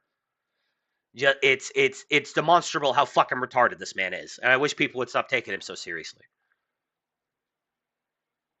Here it is. This Mike Mumbles guy. He said something. I saw this down here, and I thought this was pertinent. So Dave wants to hold Israel accountable by using their track record. Why not do the same with Iran then? Iran funds Hezbollah, which is holding Lebanon hostage and pulled Lebanon into multiple civil wars. Hezbollah also committed attacks internationally in Argentina. Iran funds the Houthis, who not only started a civil war in Yemen, but have been firing missiles at Israel, Saudi Arabia, and civilian commercial ships just conducting commerce. Israel funds Hamas, or Iran, not Israel, my bad. Iran funds Hamas, who has not only been murdering Israelis, but have been murdering Palestinians who decide compromise and peace might be something worth pursuing with the Israeli government. The Israelis are peacemakers. Have been their entire history. Peace with Egypt, Jordan, the UAE, Bahrain, Morocco, and Sudan. It says, and more to come. The Iranians fund terrorism, and they break up governments to widen their footprint across the region, yet you don't hold them accountable because reasons. See, and that's the thing. Dave Smith never says anything bad about Iran. Like, if he really wanted to say this whole thing is stupid, he only ever talks about the bad things that he thinks Israel does. He never wants to talk about the bad shit that Iran does, ever. Jew guilt. It's like white guilt for Jews. Is it really just that fucking... Is it really that simple? I don't know. I like to think it isn't, but I'm kind of afraid it is. Very well could be. Now, just so we're clear, again, these last two things is him pissing and moaning about America being involved in this conflict, even though, according to the Ayatollah, America is not involved in the conflict yet. As of June 18th, anyway. Iran threatens U.S. involvement will lead to all-out war as Tehran reportedly is prepping to strike American military bases.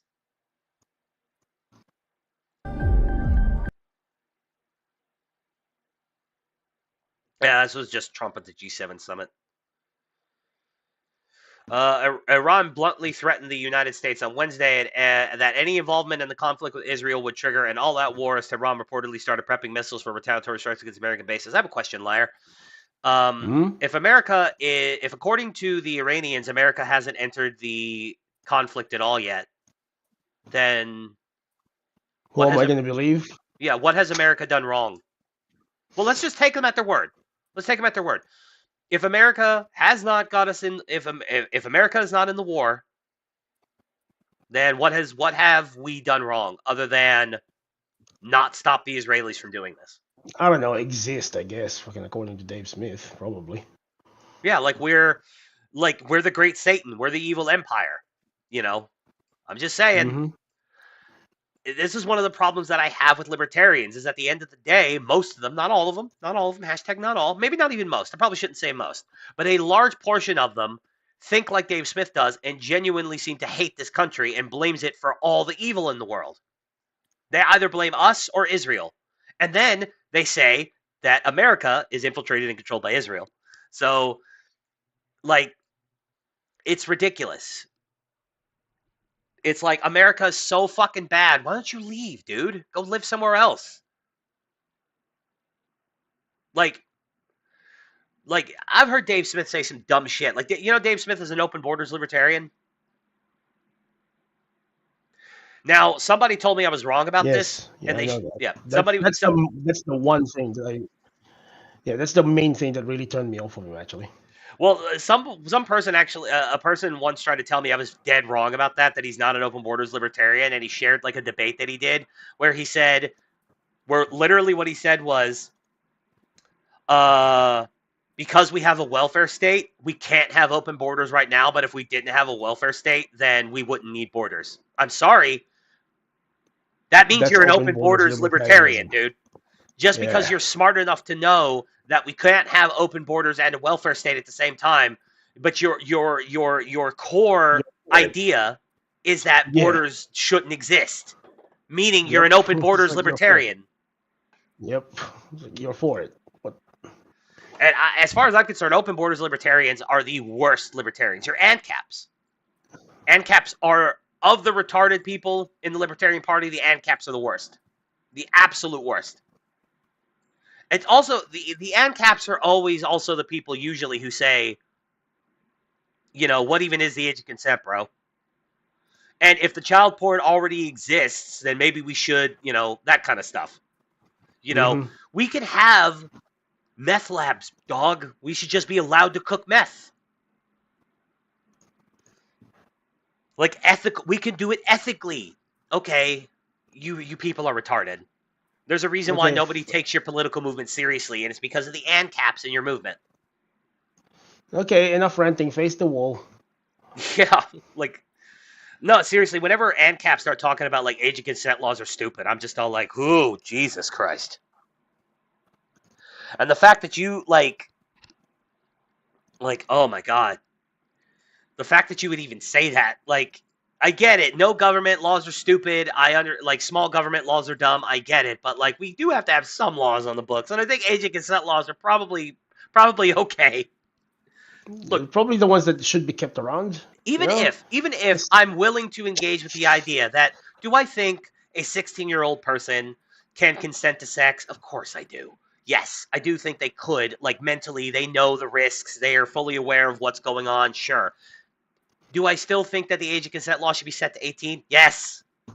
Yes, I do. I think that we need to, I do think we need to have a hard line somewhere. Yes. Now, look, me at 16, and look, I went to high school in America. When I was 16, and all the girls and all the boys, we were all 16 years old, 17 years old. We knew what the fuck we were trying to do. We were fucking each other, and we were consenting. We knew the risks. We knew what we were doing. I know 16-year-old girls when I was in high school who were sleeping with 30-year-old men. They weren't taken advantage of. They weren't statutoried. They weren't, they don't carry this as trauma for the rest of their lives. It was just a guy that they had sex with at one point in their life. It's not, so sure. I understand to a degree where that comes from, but at the same time, we still need to have a standard, and 18 is a fine standard, in my opinion. It's good enough. Not Yeah. perfect. Good enough. Yeah, it's just, and like I said, the what even is the age of consent, bro? Like, fucking open borders. Why don't we need borders? We just all have guns and it'll be fine. Like, that's the reason why everybody thinks libertarians are jokes. Why they call you lolbertarians, because you make people laugh with this retarded shit you say. Mm-hmm. Like, I was a libertarian for a long portion, for all of my 20s pretty much. And over the years, I'm just all like, guys, I really do, like, I think borders are a good thing. Like, I don't see why we need to just completely not have borders. And, like, I've had friends try to tell me that, no, borders are immoral. I'm just like, oh. And I've never been convinced of that. I've literally had a guy try to tell me that walls don't work. I'm all like, dude, that's not true. Like, historically, walls have always worked. Yes, can you find instances where a wall got knocked down or got climbed over? Sure, but like 99% of the time, the wall works. I mean, my favorite version of that is everybody saying that the Great Wall of China couldn't keep out the Mongols. It's right. like, okay, the Great Wall of China kept Mongols out for 1,000 years. It wasn't until all the Mongol tribes were brought together into a single coalition by Genghis Khan with the express goal of getting through the wall that they finally got through the wall. Like, so a wall works for 1,000 years, it fails one time, and now the entire legacy of the wall is just completely called into question. Like, let's just ignore the 1,000 years that the wall stood before and was totally effective. But anyway, back on track. Enough about Lolberts. Quote, any American intervention would be a recipe for all-out war in the region. Foreign Ministry spokesperson Ismail Bagay, however you'd say that. Bagay. Bagay. Why are you Bagay? Anyway, he warned in like an easier pronunciation of baguette or something? I don't know. But anyway, he warned in an interview with Al Jazeera. The foreign ministry spokesperson stopped short of elaborating, but thousands of American troops are based in nearby countries within range of Iran's weapons.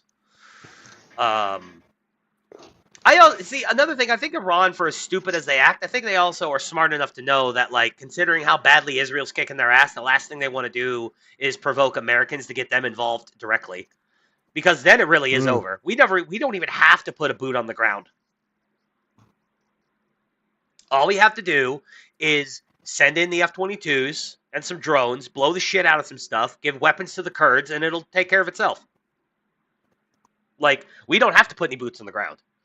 And we will still fuck up the Iranians. And I think probably someone in the Iranian upper echelons has got to be smart enough to go, we cannot attack any Americans right now. We have our hands full dealing with the Israelis. We can't deal with the Israelis and the Americans at the same time. The Israelis are kicking our ass already. Like, yeah. Imagine if the Americans get dragged in.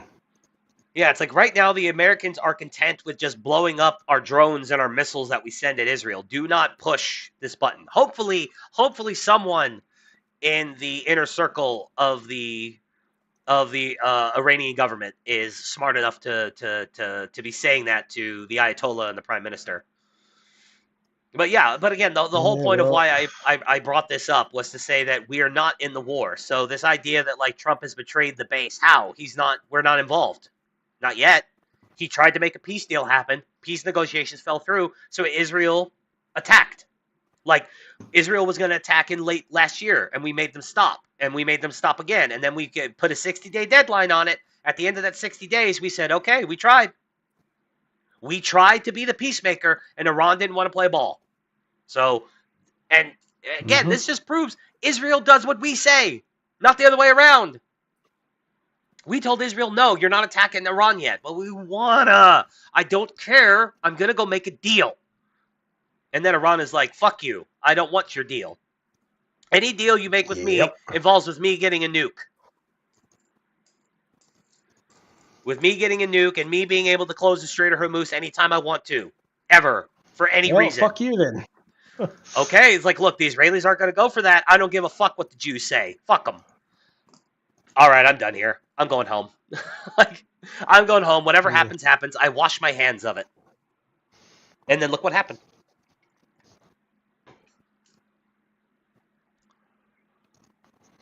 Iran's supreme leader Ayatollah Ali Khamenei echoed the threat on Wednesday, warning that any U.S. strike would have serious, irreparable consequences. Yes, stop it. I'm shaking in my fucking boots over here. Khamenei vowed too that Iran would never back down and said his country does not answer well to threats, as he rejected President Trump's earlier call for an unconditional surrender. Quote, intelligent people who know Iran, the Iranian nation, and its history will never speak to this nation in threatening language because the Iranian nation will not surrender, he said in a statement read out on state media. Americans should know that any U.S. military intervention will undoubtedly be accompanied by irreparable damage. Yeah, irreparable damage to your fucking infrastructure as we start blowing it up.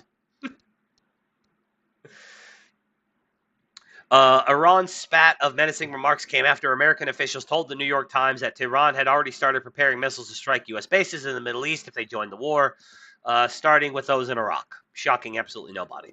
Iran could also mine the Strait of Hormuz, a move that would trap American warships in the Persian Gulf, the officials said. Yeah, that would be bad. What do they want? Operation Praying Mantis Part 2? Because this is how you get Operation Praying Mantis Part 2. Apparently, that's what they want. It comes after Trump demanded late Tuesday that Iran surrender and warned the supreme leader that the U.S. knew where he was. Quote, we know exactly where the so-called supreme leader is hiding. He's an easy target, but is safe there. We are not going to take him out. Kill, in fucking parentheses. At least not for now, Trump said in the Truth Social post. But we don't want missiles shot at civilians or American soldiers. Our patience is wearing thin. Thank you for your attention to this matter. I fucking love when he ends his Truth Social posts with that. The Iranian ambassador to the United Nations in Geneva hit back Wednesday, calling Trump's remarks hostile. The remarks made by Donald Trump are completely unwarranted, are very hostile. We cannot ignore them. We are vigilant about what Donald Trump is saying. We will put it in our calculations, in our assessments, he told reporters. There is a line which, if crossed, there should be a response on our side. Once the red line is crossed, the response will come. See, apparently, no matter what America says or no matter how much material support America gives to Israel, Iran, we still haven't crossed the red line. So the red line clearly is if we go hot. Mm-hmm. Which I really think we will not go hot in this scenario unless they decide to go hot first by attacking our base in Iraq. Yeah. Or something like that. Or, God forbid, if they decide to attack one of the carrier groups.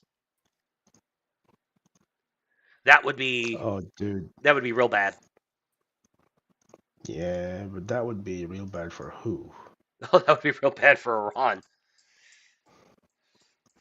Here's my question. Like, if the MAGA coalition, if this is really going to be the silver bullet that kills the... Getting involved in Iran really is the silver bullet that'll kill the MAGA coalition. Like, what... The reason why I don't quite buy that, like, I know there are a lot of anti-war people who would be really upset, but, like, look, if we go hot first, I'm with them. That really is a betrayal of what Trump said he was going to do. But if they go hot first, if they kill American soldiers first, if they attack our base in Iran, or if they attack one of our carrier groups, whatever, like, I don't think that destroys the coalition. I think at that point we have to respond, because if we don't, we look weak. Yeah. No, now, I agree. We could be the bigger man and go, you know what? I'm still not going to attack you because I could fucking destroy you so easily that you literally are not a threat to me. But now that you have attacked my people, now I'm going to ramp up support for Israel. Now we're going to give them even more weapons and even more F-35s. Like, well, that's an option, but I'm not sure how viable that would be. No, I agree. I'm not sure how viable it would be either. I'm very much, like, I'm not a war hawk, but I'm very much like the reason why I was supporting blowing up the Houthis is because the Houthis keep attacking our boats. Yep. It's like, the great Roman Empire. If a single Roman was traveling through your country and he was murdered, then an entire legion is going to descend upon you and destroy your country root and stem. Mm-hmm. I think that's how it should be. He added that the U.S. was complicit in what Israel is doing. I'll concede to that. We are offering them material support. We sell them the weapons. We're giving them moral support at home and abroad. Like, yeah, sure, fine. Where we have carrier strike groups in the area kind of intimidating other people to not get involved or, trying to intimidate you to not get stupid. Like, sure, yeah, we got, yeah. I will concede. We are complicit in that respect. We will not show any reluctance in defending our people, security, and land, he said. We will respond seriously and strongly without restraint. Thousands of people were fleeing Tehran on Wednesday after Israeli warplanes bombed the city overnight. Israel's military said 50 Israeli jets had struck around 20 targets in Tehran, including sites producing raw materials, components, and manufacturing systems for missiles. Iran retaliated with a small barrage of missiles aimed at the Jewish state. So yeah, America's not involved yet. No matter what happens, not no matter what happens. There are scenarios where we will get involved, but America's not involved yet. So if you're calling for Trump to be impeached, or you're claiming that Trump has betrayed the base, or anything like that, you're being a panican, okay? Because technically nothing's happened yet. But I mean, a lot of these people that are panicking, I actually agree with like Laura Loomer and like Cat Turd and a bunch of like the more like boomer con side of this. A lot of the people who are panicking right now are people who only really joined MAGA like late, like pretty much joined MAGA July last year when Trump got shot. Like, you know, the kind of like Johnny come latelys who is all like, oh shit, he's going to win. Let me get on board. Like the Dave Smiths of the world who only got involved with, you know, in the last stretch of the campaign when it was clear Trump was going to win. You know, these people who were never really a part of the show to begin with. Hell, I wasn't even a part of the show to begin with. I didn't vote for the fucking guy the first time, but I voted for him 2 more times after that, so...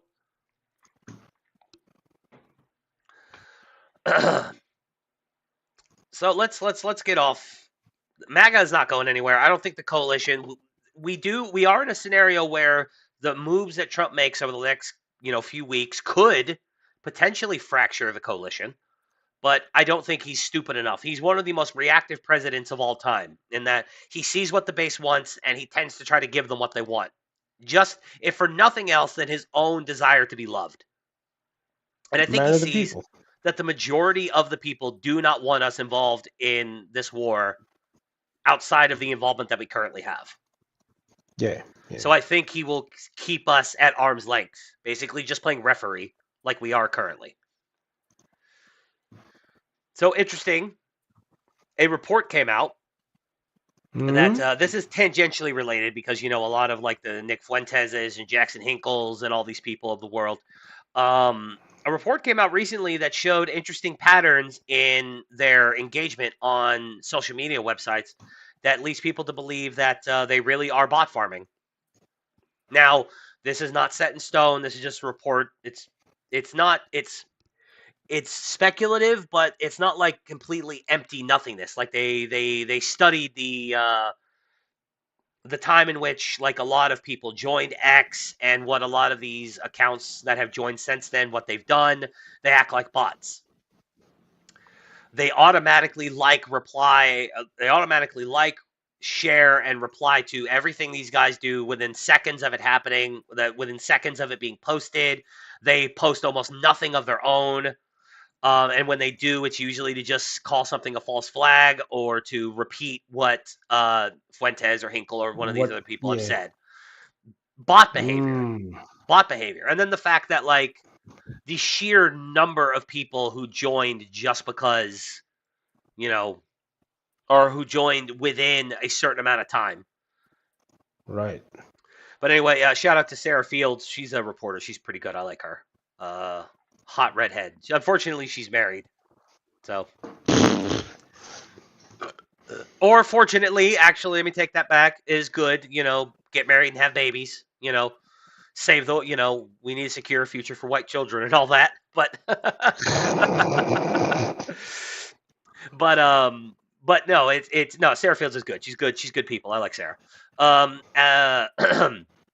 As NCRI has reported previously, the April 26th and October 28th, 2022 account creation spikes coincided with a coordinated influence blitz by Nick Fuentes and Kremlin-linked media. In late April, just days after Elon Musk announced plans to buy Twitter, Fuentes appeared on Russia's state-backed network, Russia Today, promoting the acquisition as a liberation event for banned extremists. Fuentes explicitly branded the movement as the launch of Groyper Twitter, signaling a call to action for white nationalist followers to flood back onto the platform. Quote, our analysis shows that a sizable portion of accounts were created en masse within 48 hours of this moment. These are not typical users because they disproportionately populate the reply networks of later false flag narratives and display known bot-like patterns. The same pattern reoccurred on October 28th as Musk formally took control of Twitter. While Musk's acquisition triggered a real wave of user enthusiasm, the data indicate that Fuentes' Kremlin-backed push also seeded a parallel wave of inauthentic accounts engineered to mimic pro-MAGA sentiment while advancing extremist and foreign agendas. So look, I get the automatic kind of like reversion to whenever somebody says Russian bot farms, because that's what the Democrats said about Trump's win in 2016. But these people aren't claiming that the Kremlin rigged an entire election. They're just claiming that the Kremlin is getting involved in our political discourse in order to sway public opinion one way or the other, which is something that we do. We have been known to do that. We did it to Australia. We did it to Canada. Why the fuck would the Russians not try to do it to us? You know what I mean? Yeah. Yeah, no, you can't fault someone for trying to do the same shit you're doing. Last month, now this is Sarah talking about her and Nick Fuentes hate each other naturally because Nick Fuentes hates women. And I don't just say that because I'm misogynist. It's because he's gay. Last month I told Fuentes I would work to expose him for this exact thing. His non-organic following and bot farming.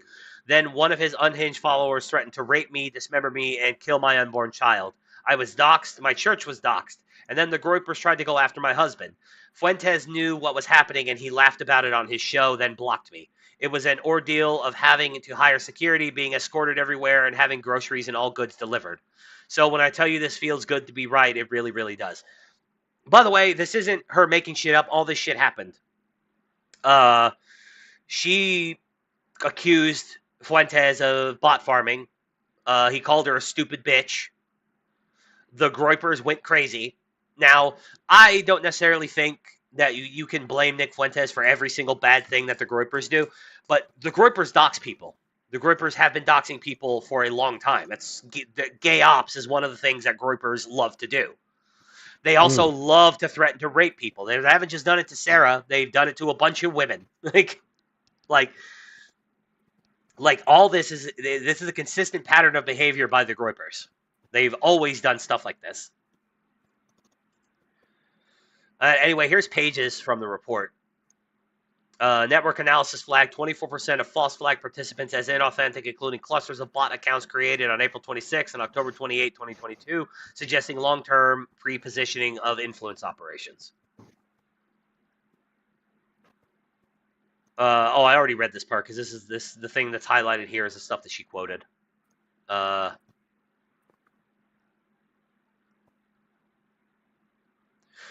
This morning, on the morning of June 12, 2025, a coordinated Iranian media campaign originating from Press TV and IRGC Media Front published 6 documents purporting to contain emails between... God, I need to zoom in on that. I can barely see it. Emails between Merav Zidoni Adiz, Israel's permanent representative to the IAEA, and Washington University St. Louis lecturer Eli Retig. Press TV first claimed the leaked papers show the IAEA chief, Rafael Grossi, has been completely coordinated with Israel and has been carrying out Israel's orders. Megatron Ron repeated the line nearly verbatim, grammatical slip and all, has been fully coordinated. NCRI reviewed the leaked emails and determined they reflect routine logistical coordination between Merav Zidonia Adiz and Eli Retig regarding a November 17th, 2020 academic webinar titled Nuclear Energy in the Middle East. The exchange focused on scheduling, structure, and planned topics, standard practice for IAEA affiliated outreach. So the idea here is that they're calling this stuff, they're basically lying about what was in, one guy posts something where he's lying about what's in these emails, and then another guy literally just copy pastes it and posts it, and then another bot copy pastes it and posts it, and then another bot copy pastes it and posts it, and so on and so forth. So when they say that there's bot-like patterns, they're not even saying that all this is completely inorganic. They're not denying that there's a fuckload of real groupers out there. What the media do then, basically. Yeah, they're constantly quoting each other. Where they quote mine each other, yeah. And then, you know, like all of a sudden you've got 20 different sources that literally just worked off the same one source. Yep. And this is the full report if anybody's interested in reading it. Look up Sarah Censored, and she has a link to the full report if you are interested in reading it. But the point is that if you ever wondered how somebody as morally repugnant and gross as Nick Fuentes became so ridiculously popular, it's because a lot of his engagement on social media is fake. It's bot farming, or at least it seems to be. You know, maybe it's not. It's possible that it's not. You know, it's impossible that it's all organic, and that groypers really are like this huge section of Zoomers, and elder Gen Alphas who are really into this stuff. I actually tend to think it's probably about 50-50. I do believe that Jackson Hinkle and Nick Fuentes and, I do believe a lot of this stuff is bot farmed, but I also do believe that there are a fuckload of groypers. There are a lot of groypers. Oh, there are. Yeah. Yeah, there are. I think it's both. Yeah. Yeah. And here's the thing, I'm not even completely unsympathetic to a lot of the issues that groypers often talk about. It's just they're so repugnant. They're just so repugnant. Oh, hell, there's a big groyper account. I don't have anything pulled up for this, but I just thought about it. There's this big groyper account called Red Pill Media who constantly claims that he's American. He was born in America. It was recently confirmed that he's Pakistani and he lives in Pakistan. Somebody traced the IP address that not only did they get the IP address that confirms it's coming from Pakistan, but they found the phone, the iPhone that he uses to post from. It bounces. It bounces off cell towers in Pakistan. So Red Pill Media, a huge pro Nick Fuentes groyper. Same thing. AF Post. AF Post is Ali Alexander, who's an Arab. He's either Arab or Pakistani. I can't remember exactly. But the point is that for this groyper movement to be so authentically pro-white and pro-America, it's filled to the brim with Arabs and Pakistanis.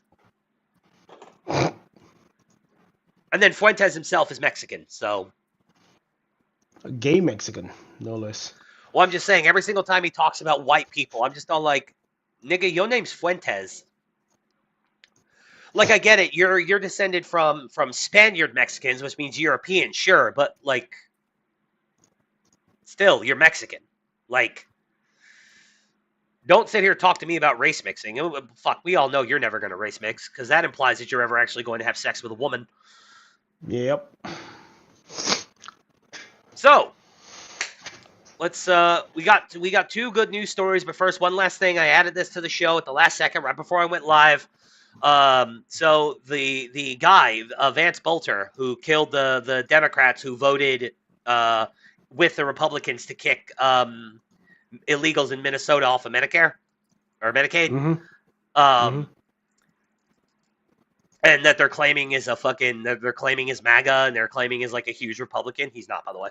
At best, he's an independent. At best, he's an independent. Even though if you look at his work history, he's only ever worked with Democrats politically. But and the only people he targeted were Democrats who supported the Republicans in the passing of this bill. Yeah, who quote unquote betrayed the party, basically. Yeah. Anyway, a letter. This is to the Minnesota Star. This is from the Minnesota Star Tribune. Letter to the FBI from shooting suspect made wild claims about Klobuchar and Waltz, sources say.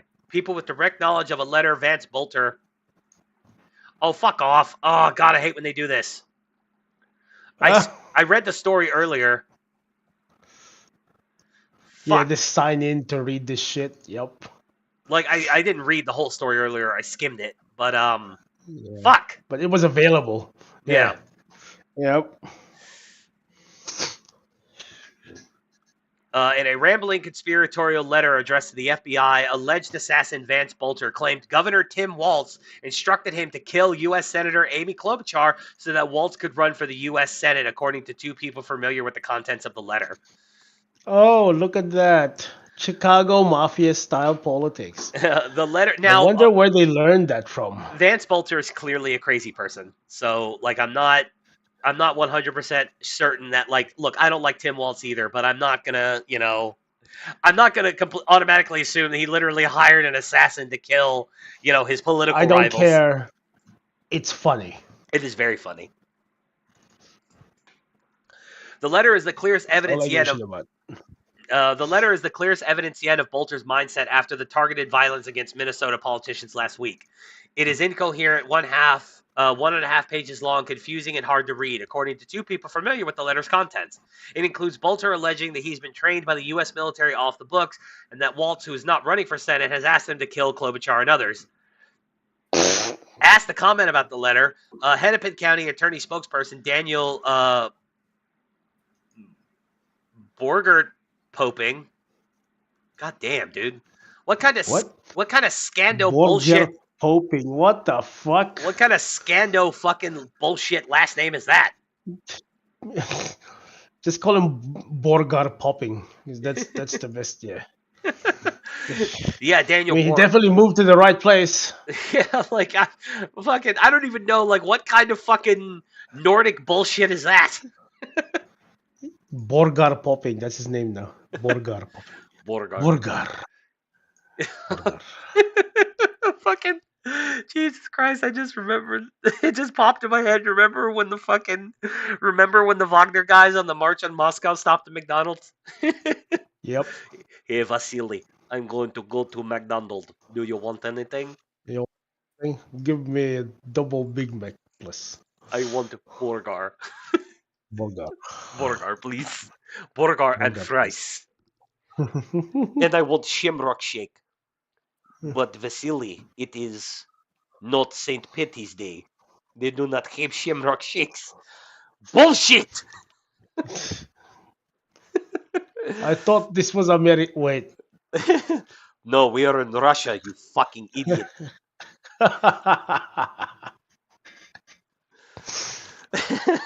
But I just fucking Borgar.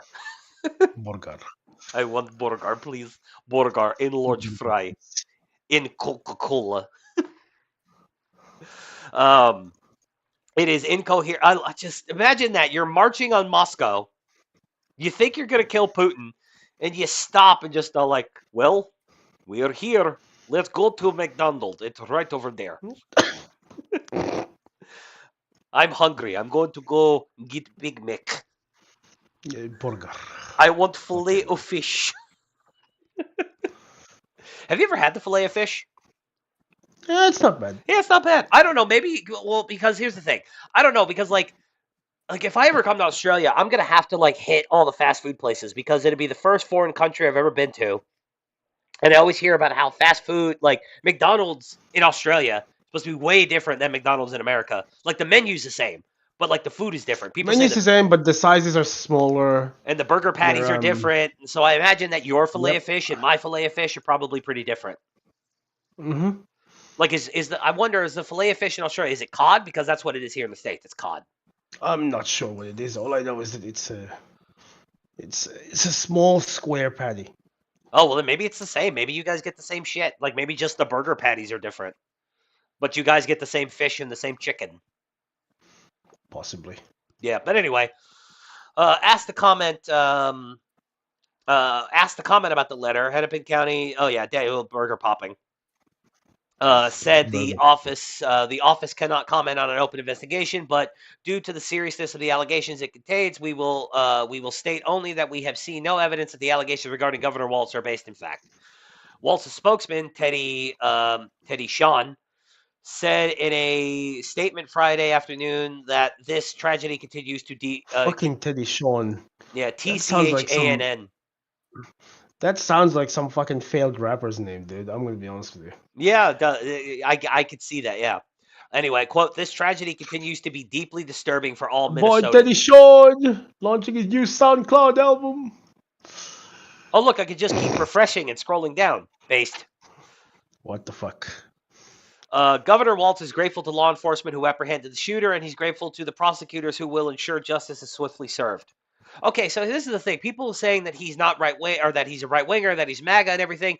In his fucking psycho mind, paranoid delusions, he believed he was working on behalf of Tim Walz. Of the Democrats, yeah. Yes, so tell me more about how this guy's actually MAGA, because you have some fat fuck in a Papa John's t-shirt telling you that no, me and Vance have been friends since 4th grade. Like, and he was totally MAGA. He was a Republican. He voted for Trump 3 times. Fuck off. No, he didn't. I do not believe you. His entire record is him working with Democrats. Are you fucking serious? Yeah, and then also the idea that Vance was living like in this rundown shitty house with 2 roommates. I'm like, have you seen this dude's house? Like the house that he has with his wife. He owns like 5 cars, a huge piece of land, and like a multi-million-dollar house. Like, I'm not gonna call it a mansion, but it's a big fucking house. Like, it's this, now it's possible that as his mind was collapsing in on itself, he decided to, in order to, get away from his wife so he could go do this horrible thing, he moved in with a couple of guys. It's possible, but this guy was like a millionaire. He was the owner of a fucking security firm. Like, fuck off with this shit. Like, that this guy was like living in this shitty rundown house with this fat fuck Papa John's employee. Like, fuck off. Klobuchar said in a statement Friday that Bolter is a very dangerous man, and I am deeply grateful that law enforcement got him behind bars before he killed other people. She was not the only other politician named. The letter included a seeming reference to U.S. Senator Tina Smith. I wonder, probably another Democrat. I'm unfamiliar with her. Federal prosecutors allege the letter was left behind in a Buick that Bolter deserted near his home in Green Isle, Minnesota, my bad. It also allegedly contained Bolter's confession that he carried out the shootings that killed State Rep Melissa Hortman and her husband Mark, and injured Senator John Hoffman and his wife Yvette. Bolter, 57, stands charged in U.S. District Court with 2 counts of stalking Rep Hortman and Senator Hoffman using interstate facilities, 2 counts of murder for Melissa and Mark Hortman, and 2 counts of using a firearm to shoot the Hortmans and the Hoffmans. A spokesperson for the U.S. Attorney's Office said, "We have no comment about the contents of the letter." Vance claimed he was licensed to carry a weapon in 2019 and the license was renewed in 2020 when he was still involved with the family's private security firm, according to documents the Minnesota Star Tribune obtained from the Minnesota Private Detective and Protective Agent Services Board. That's a fucking mouthful. Oh, come on. I will get to the bottom of this.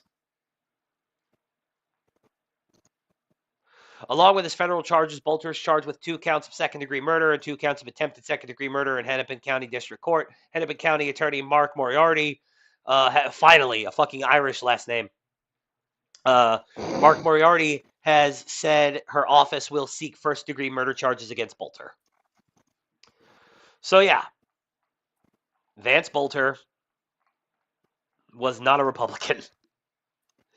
In his own fucking psychosis-addled mind, he didn't see himself as serving as a Republican. Yeah, he thought serving a Republican purpose. He thought he was going to fucking pave the way for Tim Walz to eventually run for Senate. Tim Walz, yep.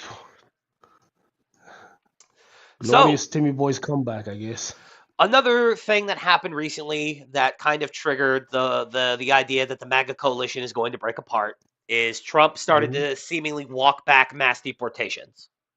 And he said that it would be hit hard by, the farm industry would get hit really hard. There wouldn't be enough workers. Prices would go up, yada, yada, yada, yada, yada. No, I saw that. And I'm like, that is a very, very wild reading of the of what he said. Well, what he did say that the farmers would be hit hard, that there are people who've been working on the farms for 25 years who, other than being illegal, are good people, you know.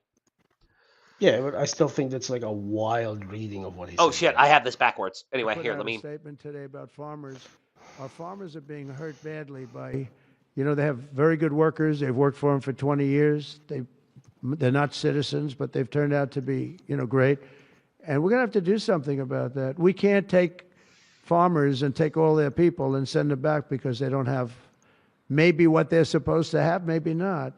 And you know what's going to happen and what is happening? They get rid of some of the people because, you know, you go into a farm and you look and people they've been there for 20, 25 years and they've worked great and the owner of the farm loves them and everything else. And then you're supposed to throw them out. And you know what happens? They end up hiring the people, the criminals that have come in, the murderers from prisons and everything else.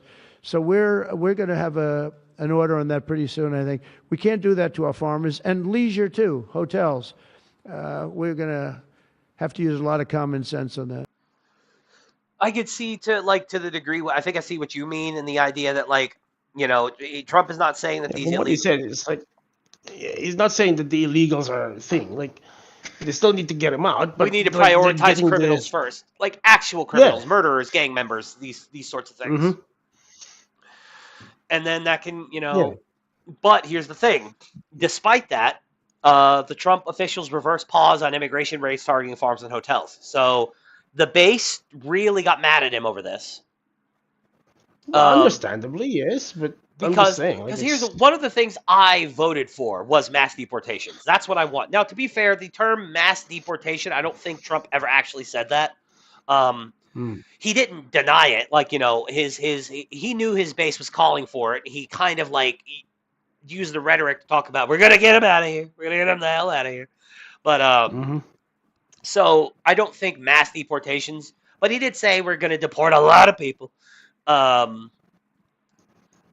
so I definitely voted for this, and I got mad at him too. I'm all like, listen, I get it. I understand where you're coming from. There are illegals here who the only crime they've really committed was the illegal entry, but they went into the Midwest. They found a job on a farm.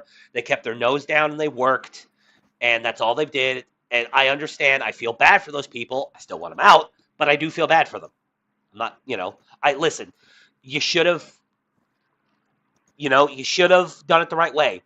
You know, if you've been here for 25 years, that means you were here whenever fucking Bush took office, which means you had ample opportunity to go and be like, look, I came in illegally, but I want to do things the right way.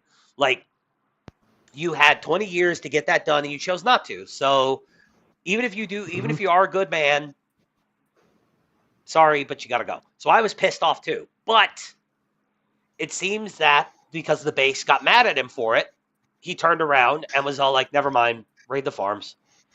Mm-hmm. It's like, listen, he probably told Big Farm and Big Hotel, you know, the lobbyists for those organizations, for those lobbies, whatever, was like, listen, I need your support, but I need the people's support more, and the people are not happy about this.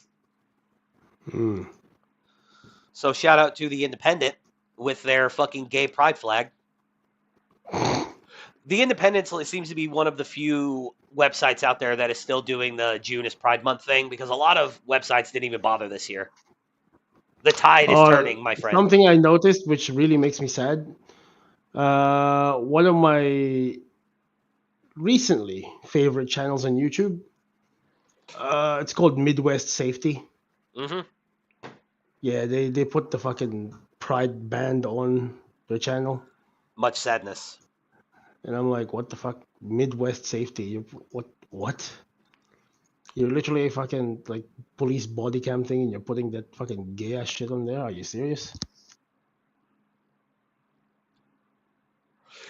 You know what would be funny to do for like Christians to do during June is to fly like rainbow flags, but then like have like print on the flags or banners or stuff like that, but have print on the banners the reference to, you know, the rainbow being the symbol of God's promise to not flood the earth again. No, that would be funny. The thing is, that's like you're taking June and Pride Month and the Pride symbol and turning it back to what it was originally supposed to. Like, you know, need to do that because June is Sacred Heart Month, Sacred Heart of Jesus month. Oh, well, isn't that more of a Catholic thing? Yeah, but still. Well, yeah, but I'm saying you're not going to get prots to get on board with that. That's what I'm saying. They should. Well, sure, I understand from the Catholic perspective. Of course they should, but like they're not gonna. Like it's it's not gonna happen. Yeah, but still they should. Anyway. No, but it's just, it's just like you put the rainbow banner and then like the script, like with the the book chapter and verse of where Moses saw the where Moses saw the rainbow and God promised he wouldn't destroy the earth again. No, that's Noah. Or Noah, Moses, Jesus, fuck, sorry, I blanked on that. Noah, my bad. Yeah. The Trump administration is reportedly reversing a recently formulated plan to refrain from conducting immigration raids against. This is good news, by the way. It's one of the white pills to end. That Trump is reacting to the base, which is what makes me confident that I don't think we'll get involved in Iran hot. Like I don't think we'll go hot in Iran unless they give us like an undeniable reason to do so. Like if they activate like I was about to say like if they activate a terrorist cell in the United States, or they attack, like, the only problem with them doing that is, hey, fucking Jake Varr, fucking Project Vealpod is in the chat. Hey, what's going on, buddy? You came in at the end of the show. We're just doing the white pills. We're doing the good news. Hey, good news, Jake. Trump walked back the whole, we're not going to deport farm workers and hotel workers. They're still getting deported. So, fucking A.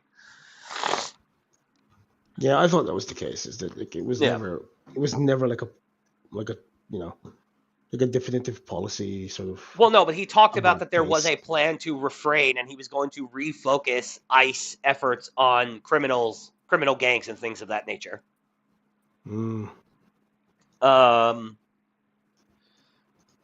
Actually, now that I'm thinking about it, Jake, if you're still in the chat, fucking, you can hear my co-host, who I don't know if you've ever like went back and watched any of my old shows and you heard Liar talking, but Liar's here. So that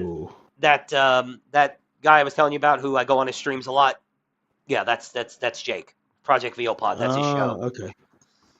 Yep, he's Mexican, but he's one of the good ones. And shout out to his co-host OJ, who's also one of the good ones. I see. OJ? Yeah, that's what he's called. I don't know what OJ. I don't know what OJ stands for, but he's a good dude. They're all good dudes. Project Vealpod, we love him here. But anyway, plan to refrain from conducting immigration raids against undocumented migrants in the agricultural, hotel, and restaurant industry just days after adopting the original policy. So Trump did say that like we are going to refocus ICE efforts into other places, but now he's walking that back.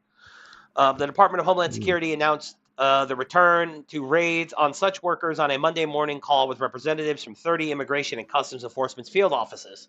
The Washington Post reports. The Independent has contacted DHS for comment. Oh, yeah, well, of course, I know you're legal. But he's legal. He was born here. Jake is from Texas. He's actually, actual Texan. Actual fucking Tejano. So. No, I meant OJ being, be OJ Simpson. Oh, yeah, no, OJ's not black. He's Mexican. But OJ and I have something in common. Speaking of blacks, we both love black chicks. So, Disgusting. Last week, the department announced it would be pausing worksite enforcement and investigation operations across the industries in question after the president admitted his attempts to rapidly deport millions of people were draining workers of their sectors. Our grape farmers and people in the hotel and leisure businesses have been stating that our very aggressive policy on immigration is taking very good long-time workers away from them, with those jobs being almost impossible to replace. Well, it's not almost impossible to replace. It's just it's going to cost them more money because you're going to have to, pay American workers a wage that they're willing to work for. Although I do believe that you could probably fill those jobs fairly easily. Like, I don't think that there's like a dearth of Americans. I think, wait, did I use that word correctly? Dearth is whenever you lack something, right? No. Whatever. I don't think there's like a massive number of people, you know, who are refusing to do housekeeping in hotels. Farm Like, work. yeah. Oh, yeah. It's just the question is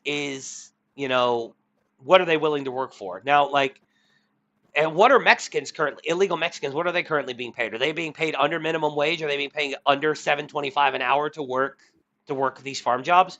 Are the housekeeping ladies in hotels, are they being paid under $7.25 an hour, which is current American minimum wage? Are they being paid beneath that to work in these hotels, or are they being paid more than that? Because imagine it's like, well, here's the thing: I have to pay the Mexicans $10. I'd have to pay Americans even more than that. So if you're already paying over minimum wage, like, I don't think that it becomes impossible for you to fill those jobs. I'm speculating here, so I don't know what they're paying the Mexicans, but if you're already paying more than minimum wage, it's like, you could probably just eat the cost. I understand you probably don't want to hear that, farm owner, hotel owner, just eat the cost. Like, yeah, somebody's gonna have to eat the cost, or you can pass the cost on to the consumer, which would be not good, but you need to start hiring American citizens for these jobs. But no, I do not believe that these workers are impossible to replace. I know guys here in Kentucky who would happily work farm work. Now, we have like farms here in Kentucky, but the majority of farm workers here in Kentucky, I don't know what the demographic makeup of farm workers here in Kentucky is, but like all the farms in the area that I live in all have white people work them. And some Mexicans, but I don't know if the Mexicans are here legally or otherwise. I don't know what that is, but I do know there are tons of white people around here who are working the farms, and I don't know what they're being paid. I would never ask. The point is that there are Americans who are willing to do this kind of work.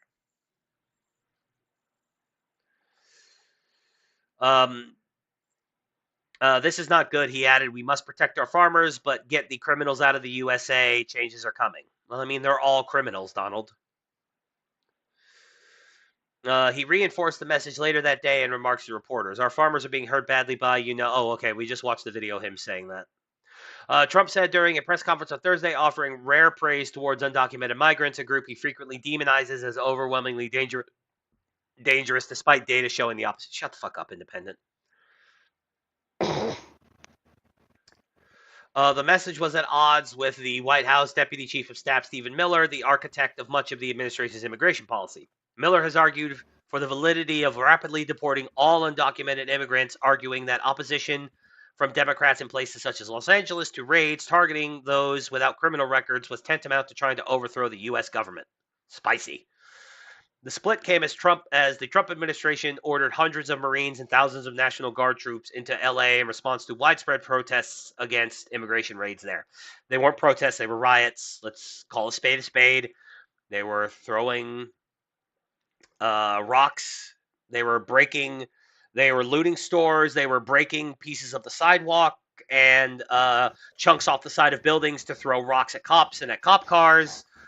Molotov cocktails got thrown. Like, let's not sit here and pretend like these were just mostly peaceful protests, because they weren't. They were setting cars on fire. They were stealing cars and doing donuts in the street. Like, fuck off.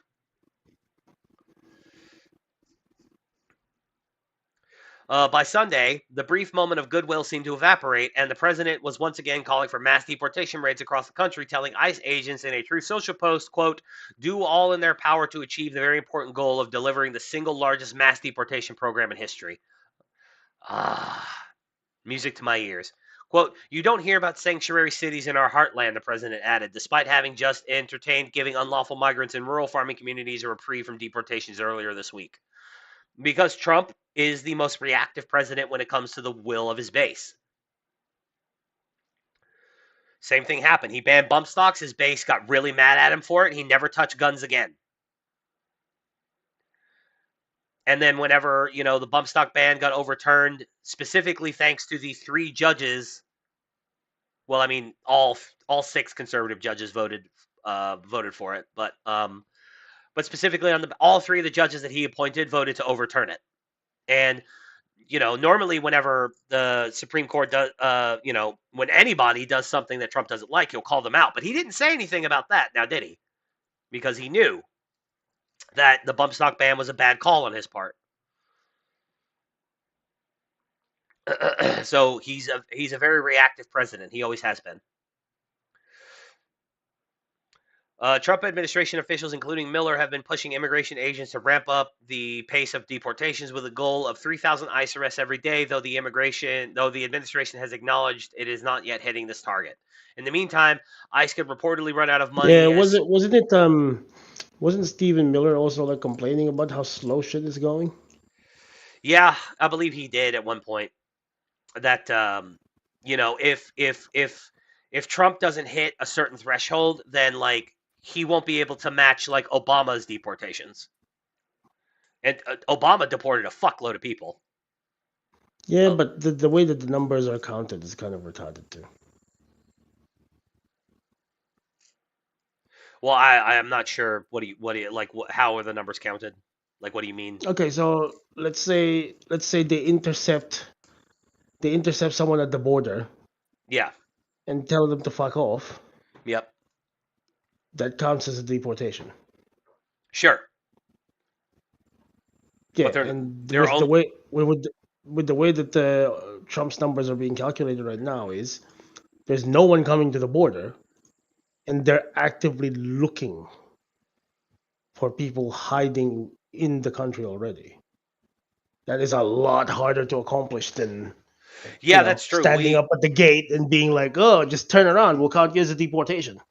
Yeah, no, that is like true. I know it's funny because it works against Obama's fucking stated principles, but like if we're gonna talk about how the numbers are fudged, because Obama and if that's gonna be how the numbers are calculated, Obama and Biden reported way more.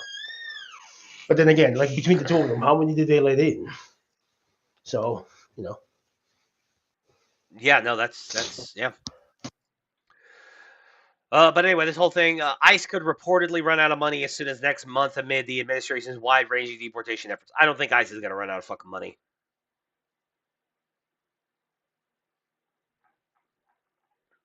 What the fuck? Let me scroll down here. Check this. Look at this. Stephen Sewell. Stephen Miller obviously running things till he too gets put against the wall. What does he mean by that? What an odd thing to say.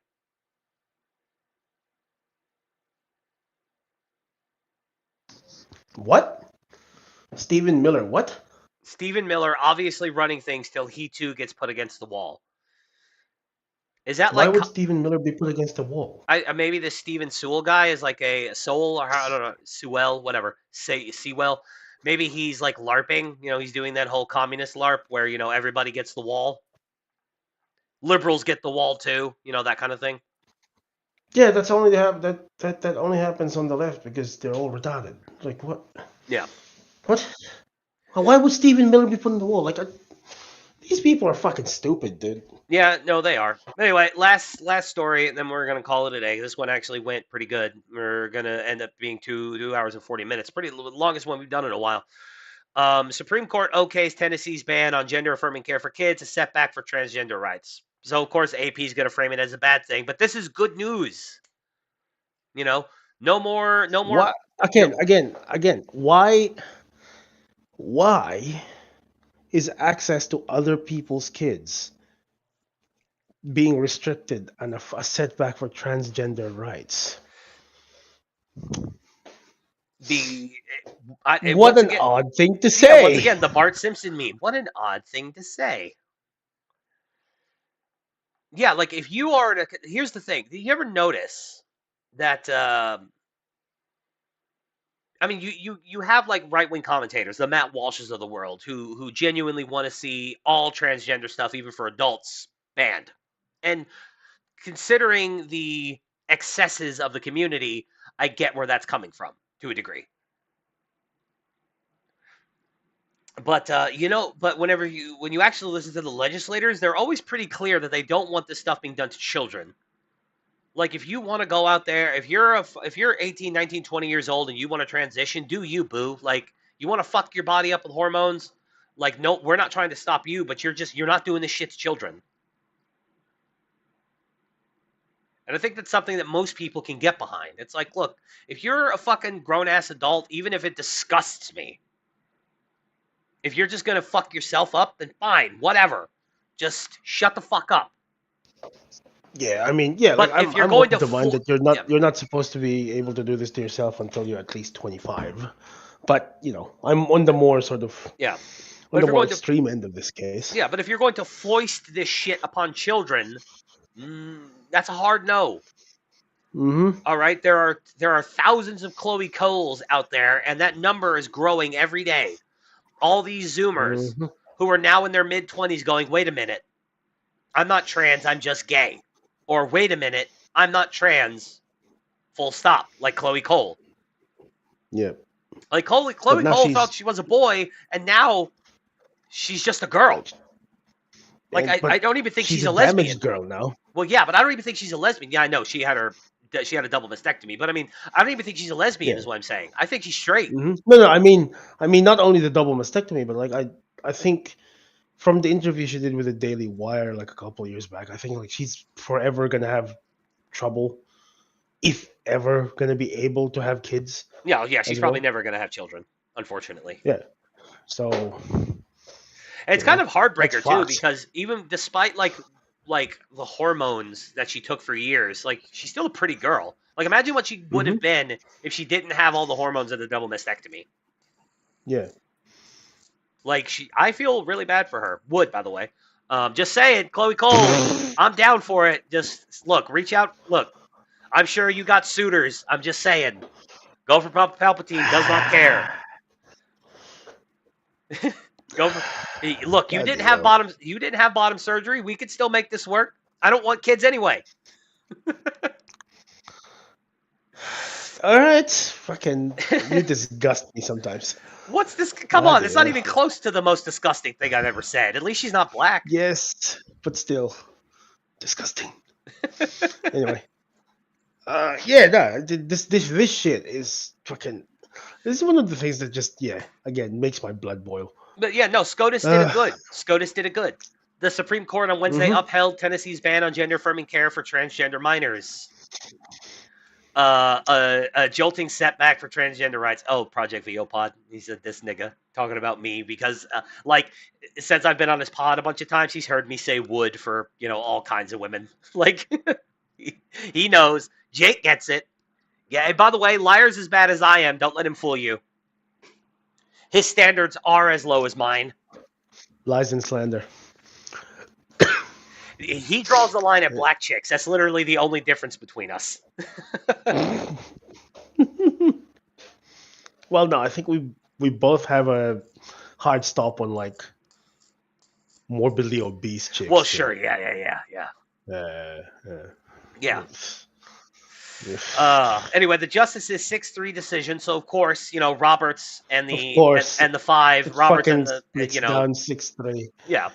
Oh god damn. But did you ever notice the last few years Roberts has actually been more inclined to vote with the more other side? Yeah. Yeah. So he's doing funny. Yeah, he's doing something right. Something. Well, I mean, he's outnumbered now. I'm sure he's got Alito and fucking Thomas breathing down his neck. Yeah, Thomas just like Roberts. I'm gonna fuck you up. You knock it off. You stop voting with the Democrats. Well, you know what's funny is I've been hearing reports about Sotomayor. What about her?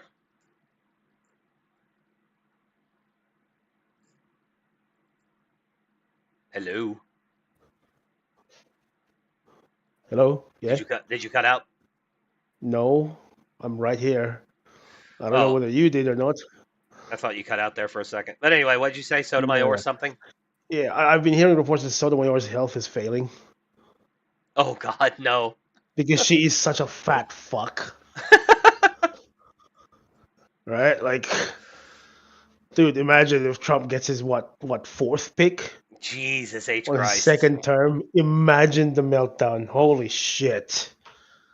Hell yeah. And, you know, people, this is going to be unpopular, especially in the light of his recent interview with Tucker, which I thought Tucker was a little cunty in the interview. I thought that, you know, Tucker was being a bit of a cunt. But Ted Cruz, I still like Ted Cruz for the SCOTUS. I do. I still think he'd be a good pick.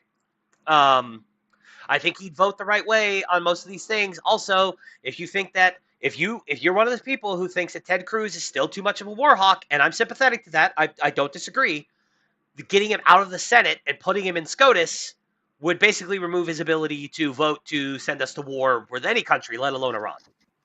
And he might actually be he might actually turn out to be like, you know, like what happened with Marco Rubio, because like, yeah, as we discussed a few episodes ago, like Marco Rubio has really turned the leaf. Yeah, he's gone. He's gone. Yeah, Marco Rubio has become super based. When he got tapped for Secretary of State, I groaned and I cringed. Yeah, like, and now I'm all like based. "Ah." Marco Rubio, he has been a real G.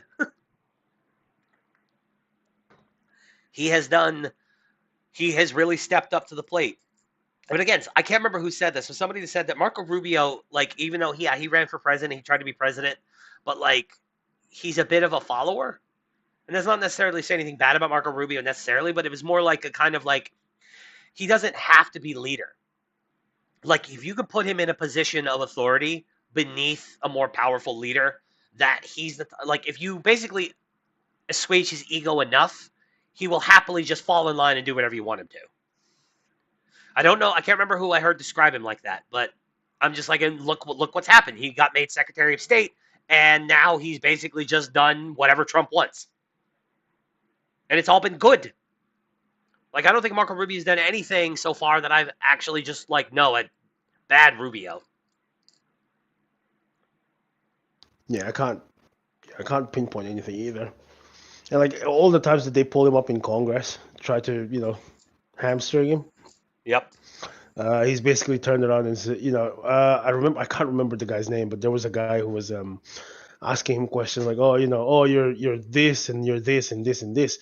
Like, you know, when do you find the time to actually fulfill all of your roles? And he's like, well, certainly not while you're getting me to sit down here doing nothing. Ha! Oh, Based. oh, holy shit. Marco Rubio, I never thought you had it in you. Holy shit. he really deserves all the Zukov medals. Like,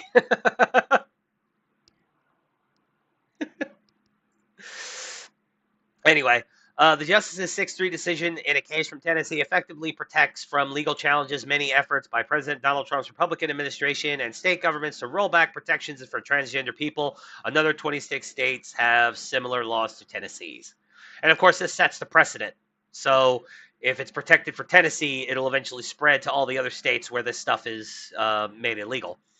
Chief Justice John Roberts wrote for a conservative majority that the law banning puberty blockers and hormone treatments for trans minors doesn't violate the Constitution's Equal Protection Clause, which requires the government to treat similarly situated people the same. Quote, this case carries with it the weight of fierce scientific and policy debates about the safety, efficacy, and propriety of medical treatments in an evolving field. The voices in these debates raise sincere concerns. The implications for all are profound, Roberts wrote.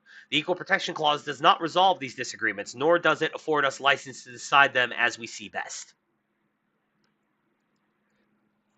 Basically saying, no, states' rights, shut up. Like, this is the type of thing that needs to be handled on the community level.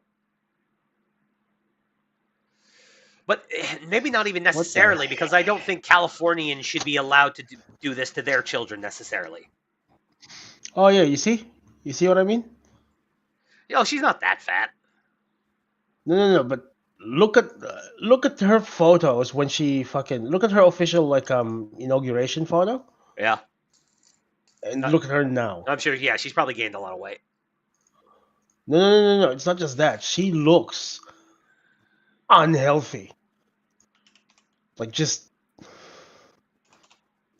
dude.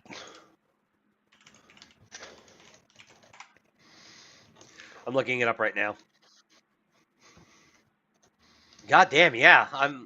Yeah, her official portrait. See what I mean? Yeah, she looks way better in her official portrait than she does in this picture. Jesus Christ. Mm. When was she appointed? Was she an Obama appointee? I'm pretty sure she was an Obama appointee, yeah. Yeah, 2009. Yeah, she was. Mm.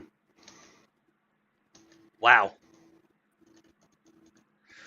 It The is law also bad. limits parents' decision-making ability for their children's health care, she wrote.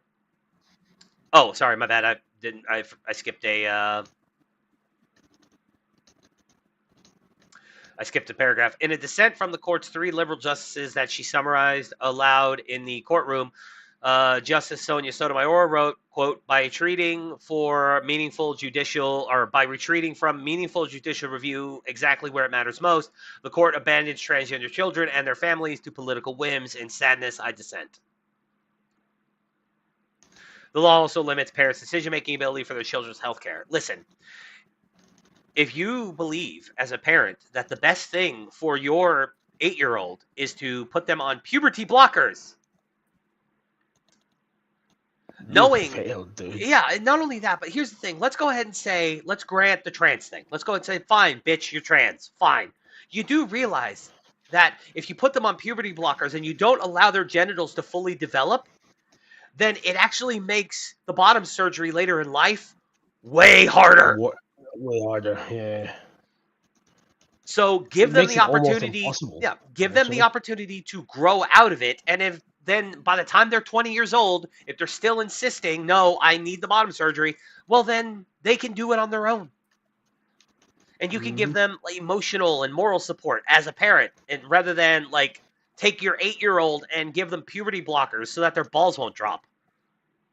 And then there isn't enough penile tissue to make a neovagina, which I think bottom surgery, even for adults, should be illegal. I think it's fucking barbaric. And we also know that it's got almost universally bad outcomes. Even for people who don't have serious mental problems after having the bottom surgery, the physical health outcomes, the infection rate is super high. Like the rejection rate is super high. The fact that you're sort of fucking just stuck with an open axe wound for the rest of your life. Yes. Is holy shit, dude. The decision comes amid other federal and state efforts to regulate the lives of transgender people, including which sports competitions they can join and which bathrooms they can use. In April, Trump's administration sued Maine for not complying with the government's push to ban transgender athletes in girls' sports. Yeah, that's an easy one. They just shouldn't be there. Anyway, we don't have to read the rest of this. This is the SCOTUS did it good, including ACB, who's been like on the outs recently. She's had a lot of bad calls here recently, but she was right on this one. But this also does not undo what the main criticism. Lot of the bad that she's done. Well, I mean, it doesn't undo the main criticism of ACB, which is just she's a pro-life liberal. All she is a liberal that doesn't like abortion. And now it also seems she's a liberal who doesn't like abortion and transing the kids. But she's liberal in almost every other decision that she's made. Like, and think about this. She gets it's such like a heel turn too, because it's like she gets in, right? She absolutely fucking kills her hearing and gets this huge wave of positive support from the MAGA base. Her first major opinion as a Supreme Court justice was being the lone justice who said, I want to see the evidence that Trump's team claims that there's been election fraud. So the only justice who said, I want to see this stuff.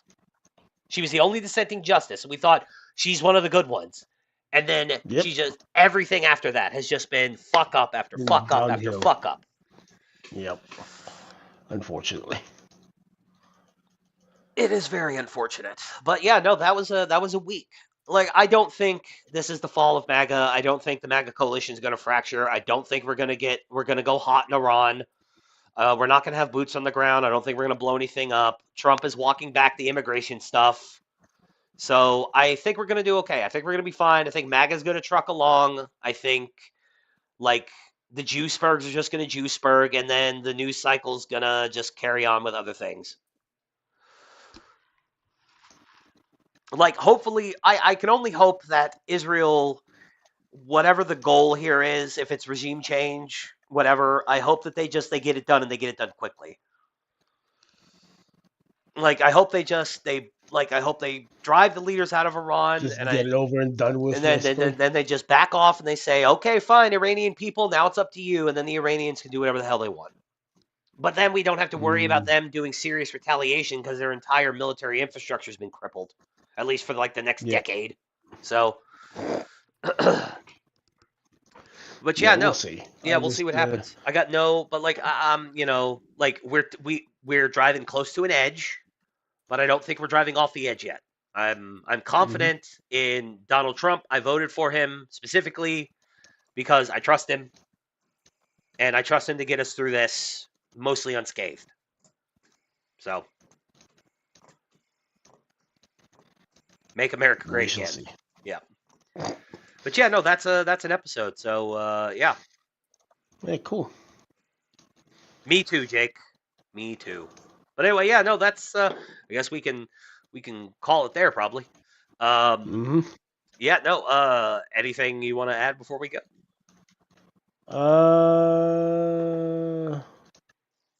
What did they say again? Javid Shah. I don't know what that means.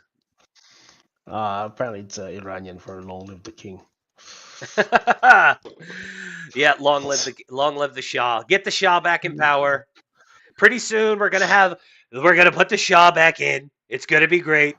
It's gonna be like Iran's gonna be like 1975 again. There's gonna be beautiful Iranian women in bikinis. You're gonna love it.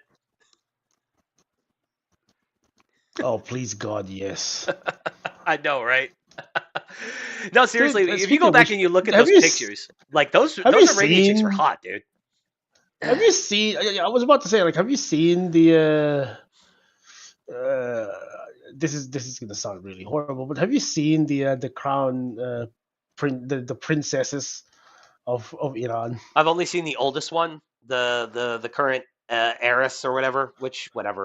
Technically the crown prince isn't even the Shah because he's been deposed.